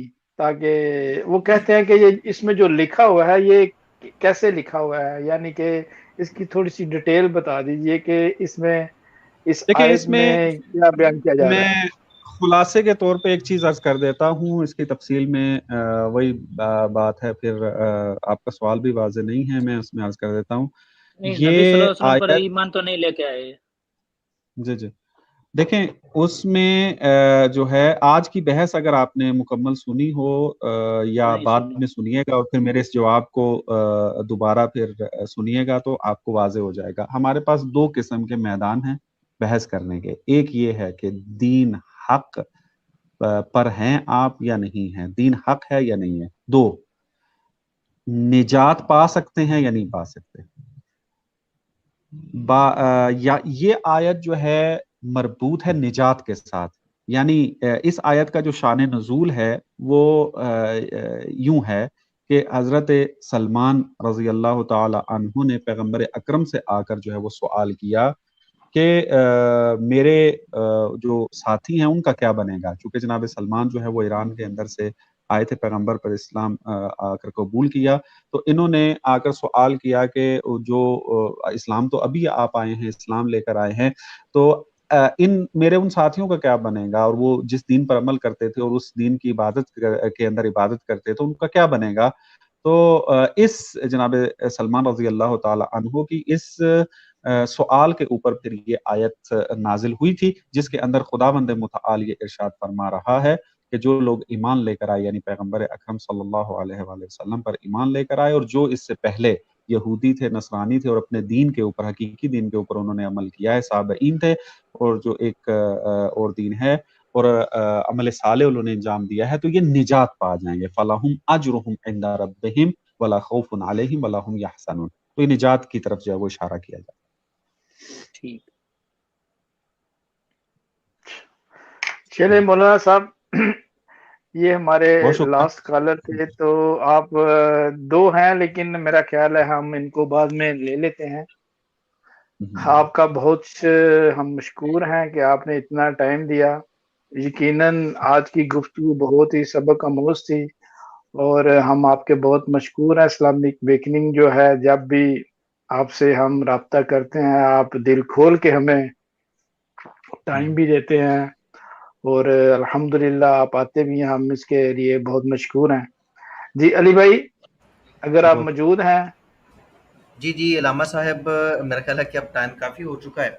दोस्तों अहबाब तो और भी हैं, अलामा साहब आपसे बात करना चाहते हैं, लेकिन हमने पहले ही टाइम ज़्यादा आपका ले लिया है। हम आपके तहे दिल से मशकूर हैं। अल्लाह ताला आपको हमेशा सलामत रखे, दायम कायम रखे। माशाल्लाह आज के प्रोग्राम में आपने बहुत शुक्रिया, आप मैदान फराहम करते हैं और अंत तक मेहनत कर रहे हैं अपनी मामूल ज़िंदगी के साथ साथ। फिर भी खुदा इंशाल्लाह आपकी भी ज़हमत को, कोशिशों को कबूल फरमाए इंशाल्लाह। आमीन जी आमीन। अल्लामा साहब अल्लाह ताला आपकी मेहनतों को और आपकी इन काविशों को कबूल फरमाए। आज के मौजू के साथ जिस तरह आपने इंसाफ किया, माशाल्लाह मैं कहता हूँ कि बहुत ही ईमान अफरोज़ ये स्ट्रीम है और ख़ुसूसन हमारे गैर मुस्लिम दोस्तों के लिए ये बहुत मुफीद स्ट्रीम है अगर वो इसको देखें, क्योंकि वो इसके आप देख लीजिएगा। मैं आखिरी कमेंट्स करता हूँ, अगर कमेंट्स के अंदर या बाद में भी अगर कुछ सवालात तिश्ना रह जाते हैं, महसूस होता है, तो इंशाल्लाह उनको भी बरतरफ करने की कोशिश करेंगे बाद में। फिर अब उम्मीद तो है कि इसके बाद अब कोई सवाल बाकी ना रहे, लेकिन बहरहाल अगर हुआ तो फिर भी हाजिर हैं इंशाल्लाह जी। बहुत शुक्रिया अलामा साहब, अल्लाह आपको जज़ाए खैर दे। बहुत शुक्रिया, अल्लाह हाफ़िज़ सबके लिए, खुदा हाफ़िज़।